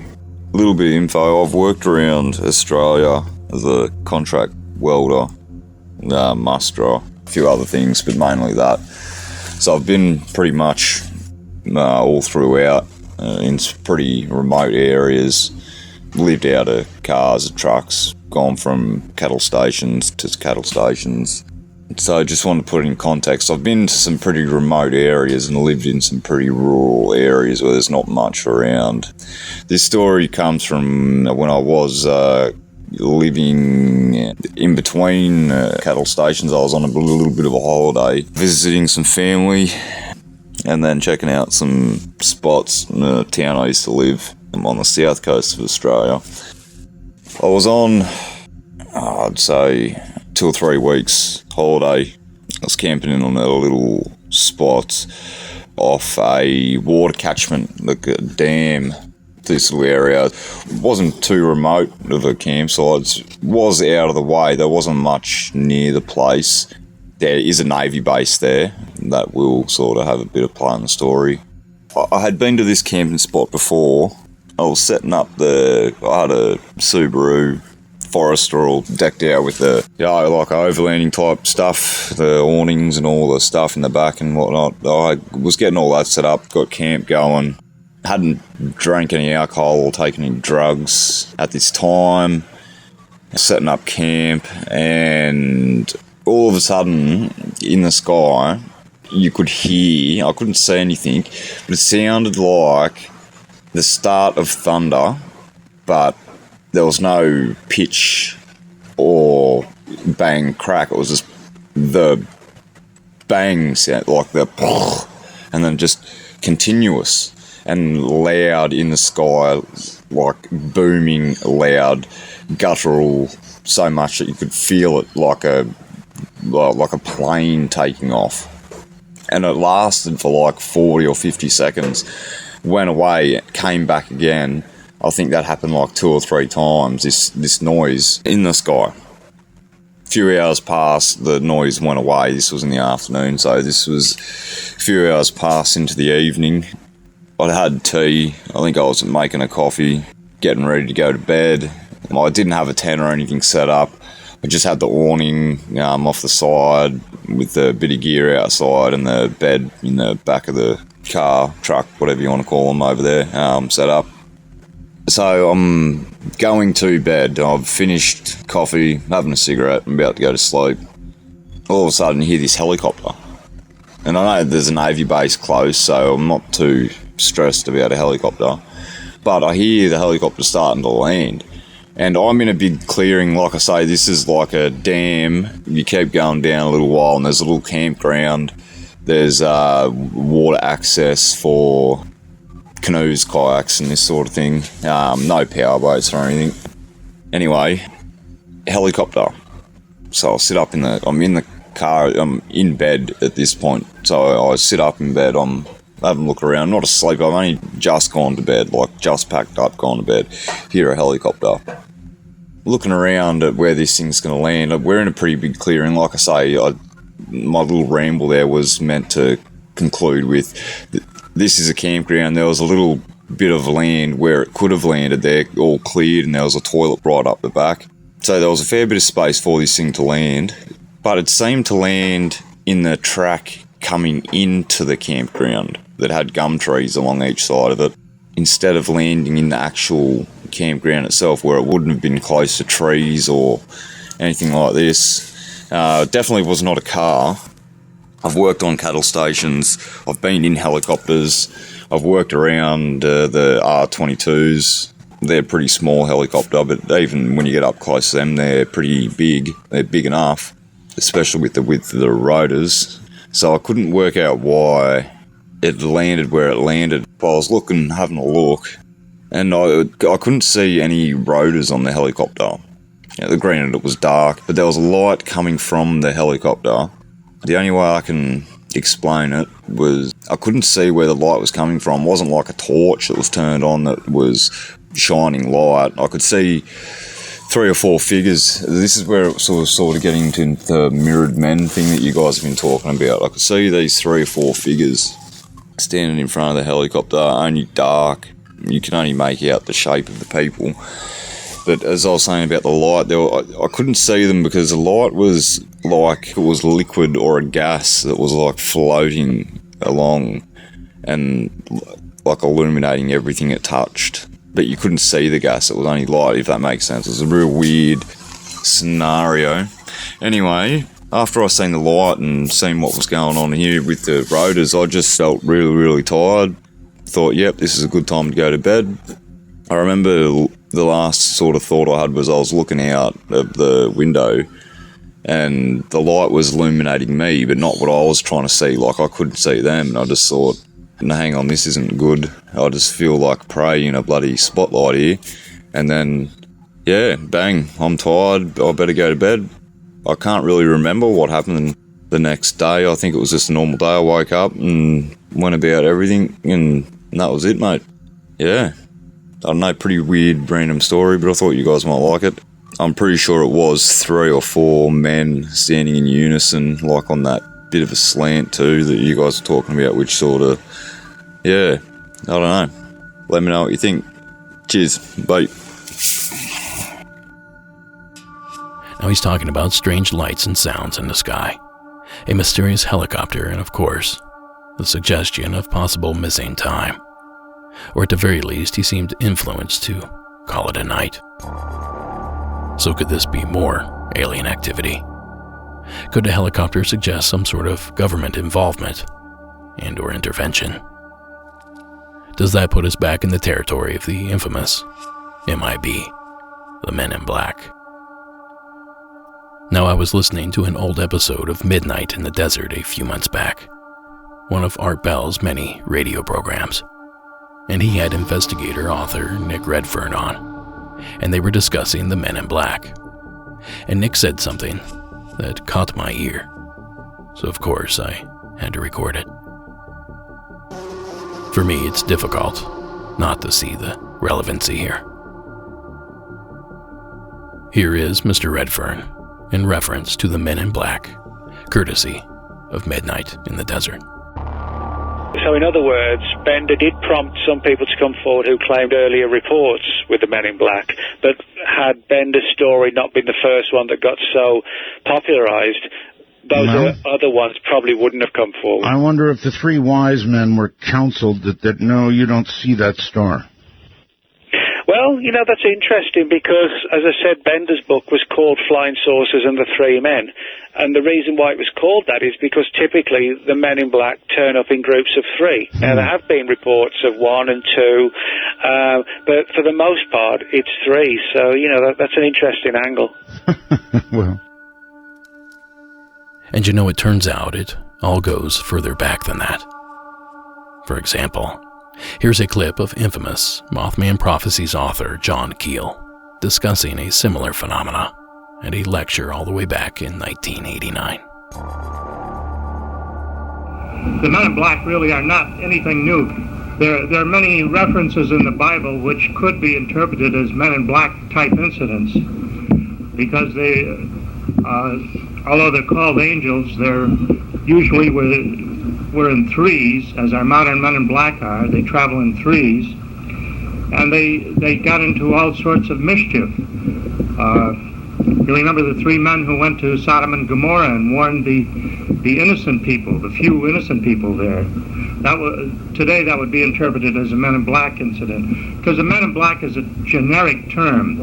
It doesn't cover just the Men in Black in black Cadillacs who arrive at the scene of UFO incidents. As I'll describe to you later, there are all kinds of Men in Black. They're mystery men, and we don't know who they are, where they come from, or who's supporting them. And some of these people apparently have a lot of logistical support and financial support that's very mysterious. And if that relationship wasn't enough to convince one that there may be some sort of cosmic connection with our coordinated comrades, allow me to reintroduce you to an anonymous caller out of the state of New York. Originally heard on Season 12, Episode 12. My name is...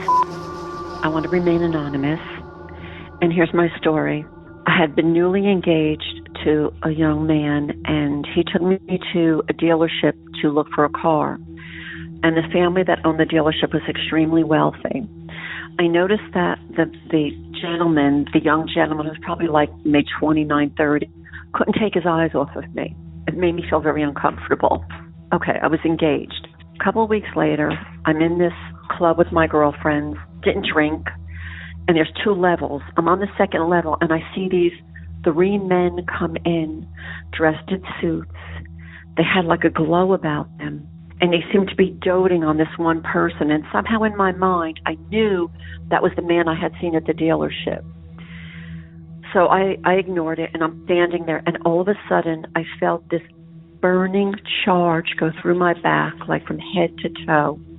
And I turned around, and I saw this vision of a giant galaxy out in outer space. Now, this was pre-Hubble, and I had never imagined or seen anything like this, or didn't know anything about outer space, aliens, nothing. And I became so frightened. I just became shuddering. And this man came to me, and he said, "Did you see what happened when I looked at you?" And I said, "What was that?" And he said, "That's the galaxy I come from." And there were 2 other gentlemen with him, and the one gentleman had started reading my mind and talking about a friend I had who was a professor. He said, "I know your friend, the professor, from this small town in Peru," and he literally named the town. And I'm freaking out. So after that, I was like, I don't know what to do. Like, I'm so scared. I just kept shuddering. I told him, "Yes, I'll call you," even though I was engaged, but I had no intention. And the following weeks, I was so frightened to go back to my apartment because I just felt like somebody was watching me. And I kept saying to myself, "It's in the sky, it's in the sky, it's in the sky." Then after that, there was this cascade of years of bizarre experience. Let's fast forward now. I talked to somebody who was famous, I'll leave him nameless, who was an alien hunter, and he was with the CIA, and I spoke to him about everything and told him everything that happened to me subsequently, like losing a pregnancy, an embryo disappearing in my body after I got married, all these other bizarre goings on. And he confirmed everything I had gone through. And then miraculously, strangely, the email address I had for 10 years was wiped out of the site. And I kept going in, and they said, "No email such as this exists." My correspondence with this alien hunter just completely disappeared off the map. And it was extremely freaky. And I just knew that everything I had gone through was real, and it's frightening beyond any imagination you could have in this world. And totally true. I am sane. I have never been treated for mental illness. I have no medical conditions. This really, really happened. Okay, another part of this alien piece. Later in time, I found out like I was maybe 6 weeks pregnant. And in a couple of nights, I found myself waking up, and it was not a dream. There's a difference between a dream and an experience. This was an experience, and I was in absolute agony. And I opened my eyes, and these people in surgical garb were around me, but they were not people. They had these giant black shiny eyes. They looked Asian. And I was like, stop, please. No, you're hurting me.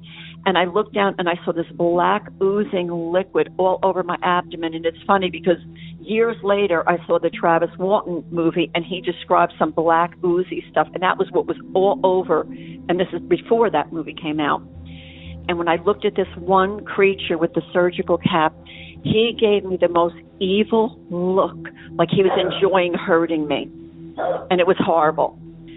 So anyway, lo and behold, a couple of days later, I go to get an ultrasound, and they tell me that there's no baby there. There's no evidence of a placenta. There's no nothing. Everything's gone, and I'm not pregnant. It's completely gone. And the doctor was baffled by this. And within a day, I got the worst abdominal infection with the 104 fever, where he said, if you don't get well over the weekend with this antibiotic, go to the emergency room immediately. So whatever went on, I'm telling you, they took my fetus. There was no evidence of it. That was one of many experiences. Well, thank you for listening. I appreciate it. Now, if I'm honest, that sounds like something straight out of a Men in Black movie. And if what she's claiming is to be believed, we are undoubtedly discussing some sort of alien abduction. In fact, much of what our caller mentioned goes in line with hundreds of other similar claims made over the years. In other words, as wild as her claims are, I've heard them all before. But you may be wondering to yourself, what does all this have to do with the mirrored men? Well, our caller calls back to help us make that connection. Hi, this is... I had called in with a story about an encounter with aliens that literally came into a club that I was in, and one of them literally made me see this galaxy. I never knew mirrored men existed, but I had called you in the past with my experience with meeting the actual mirrored men that came into a nightclub where I was. It seemed like everything shut down. I already left the story for you, but I never knew what that was. But remember, if you go back and listen to my original call-in, I said that he had said to me, we're mirror images. That's how he described himself. We are mirror images. So I just want to validate with you, as far as the mirrored men, I met mirrored men, and that's exactly what they were and what he told me he was. Well, anyway, just a little tidbit of information for you. Thank you. There you have it. Straight from the mouth of someone that just might have met a mirrored man. Now, despite all these first-hand accounts, historical mentions, and parallel pulp culture, we still have no answers as to what this phenomena actually is. Who are the mirrored men? Where do they come from? Are they as dangerous as they appear? And do they even exist in the first place? Now, I will continue to collect and compile stories as they come in. And as always, I'll keep my ears open for outside sources. Beyond Creepy on YouTube and Timothy Renner's Strange Familiars podcast seems to be the other mirrored man hotspots on the web, if you're out there looking for a deep dive. Of course, Reddit and Lon Strickler's Phantoms and Monsters aren't a bad start either. But for now, I leave you with some advice that was shared with us all the way back in early season 2. If you ever see 3 men moving in a funny sort of way, all the same, look away and walk away, calm as you can, like you didn't see anything out of the ordinary. Just look away and walk away, calm as you can.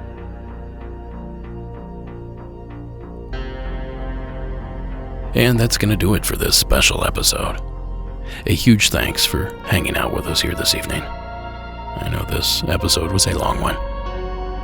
I want to thank Delaney Bowers for all her help with the research for this and every episode. And a reminder to those Patreon supporters.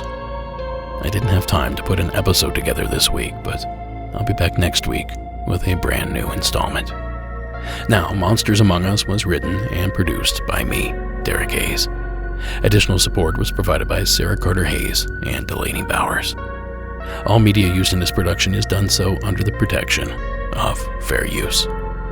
And please do us a favor and follow us on social media. Find us over at YouTube as well. And while you're online, please rate and review the show wherever that sort of thing is possible. 5 stars and a few kind words go a long, long way to help this show grow. And finally, tonight's score was provided by Iron Cthulhu Apocalypse, Co.ag Music, and Carl Casey and White Bat Audio. Thank you so much for tuning in.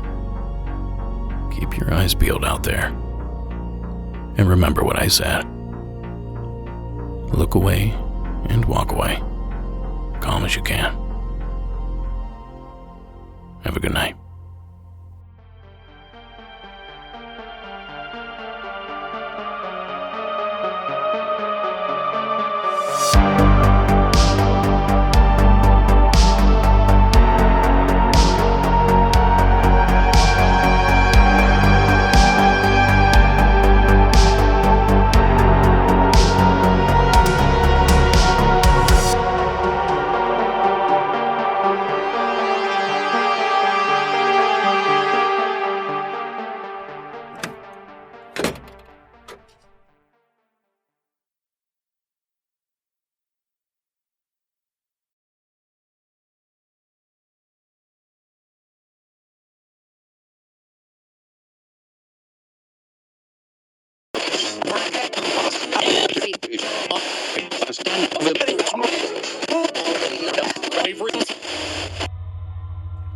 Oh, of course, there's going to be a secret entry.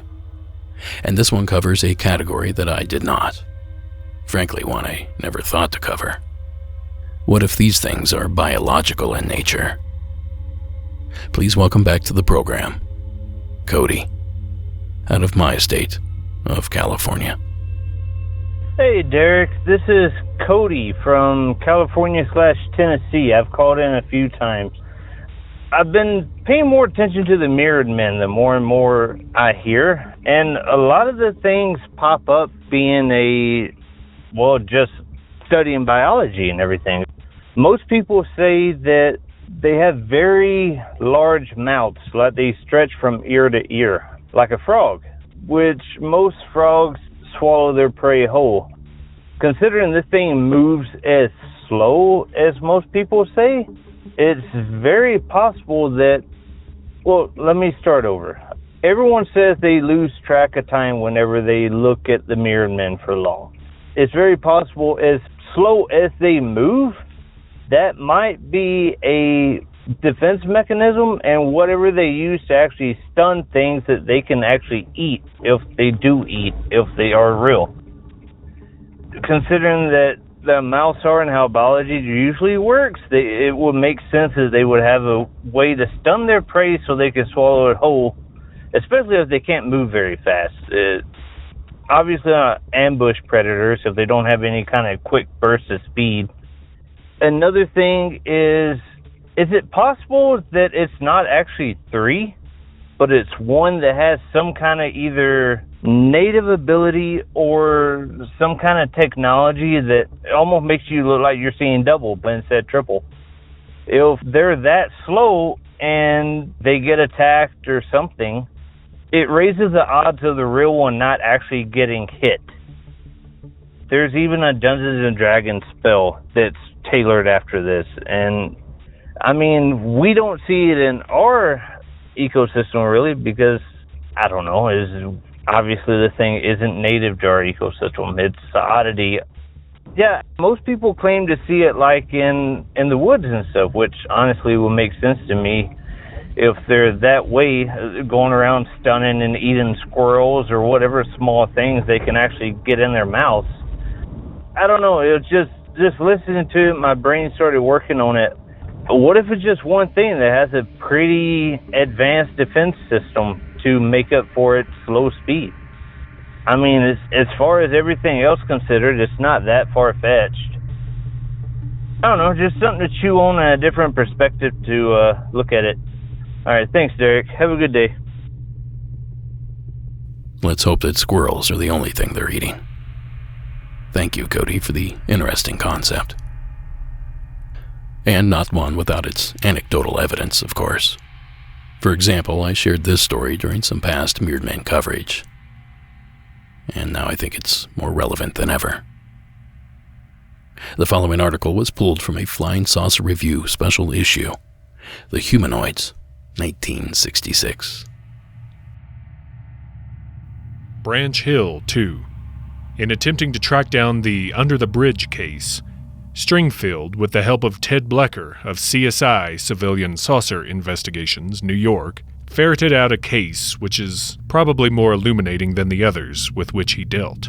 At about 4 a.m. on a morning in March 1955, Mr. R.H. of Loveland, Ohio, was driving through Branch Hill on his way to Loveland. His headlights suddenly illuminated what appeared to be 3 men kneeling at the right-hand side of the road. He first thought that someone was hurt, so he stopped his car to have a better look. It was then that he discovered that the figures were non-human, about 3 feet tall and grayish in color, including their clothing. The clothing appeared to be tight-fitting and stretched over a lopsided chest, which appeared abnormally large on the right side and bulging from the shoulder to the armpit. Over this bulbous area hung a slender arm, which appeared much longer than the opposite member. Legs and feet were not discernible because they were obscured by the vegetation in which the entity stood, but the observer got the impression of something baggy. The heads of these creatures, said R.H., reminded him of a frog's face, mostly because of the appearance of the mouth. It was a thin line cutting across the smooth gray face. The eyes, which lacked brows, looked normal. The nose was indistinct, and the top of the head appeared to have a painted-on hair effect, comprised of what looked like rolls of fat running horizontally from above the eyes over or around the whole head. Mr. R.H. said the middle one of the 3, which was closest to him, was first seen with his arms raised about a foot above his head and appeared to be holding a dark-colored chain or stick which gave off blue-white sparks. As R.H. approached, the entity lowered the object to about the area of the ankle. The observer said he wanted to approach closer to the creatures, but by the time he reached the area of the front fender of his car, one of them made an unnatural move toward him, as if motioning him not to move in, so for about the next 3 minutes, he simply stood and looked, too amazed to be afraid. Stringfield closes this incident before summing up with the cryptic remark, "The next thing he knew, he was on his way to Fritz's office, Chief of Police." That was masterfully read by good friend David Flora. Go check out his many shows, Blurry Photos, Quiz Quiz Bang Bang, and as 1/3 of the show, Hysteria 51.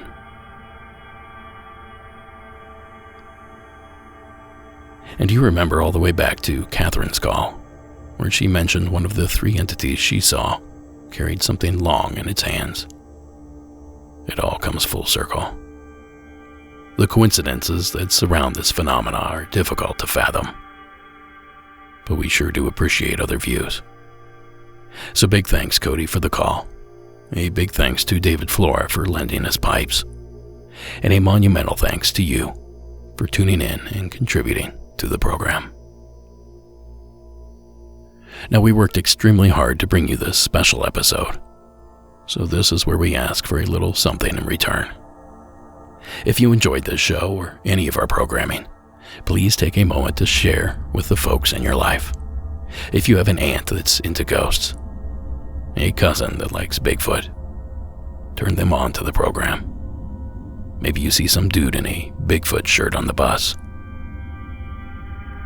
Hit him with an elbow and ask him if he's a listener. That sort of grassroots growth is invaluable to us and to our future. So thank you in advance. Now, if you don't mind, I can't shake this urge to go peek outside of my window. Y'all have a good night.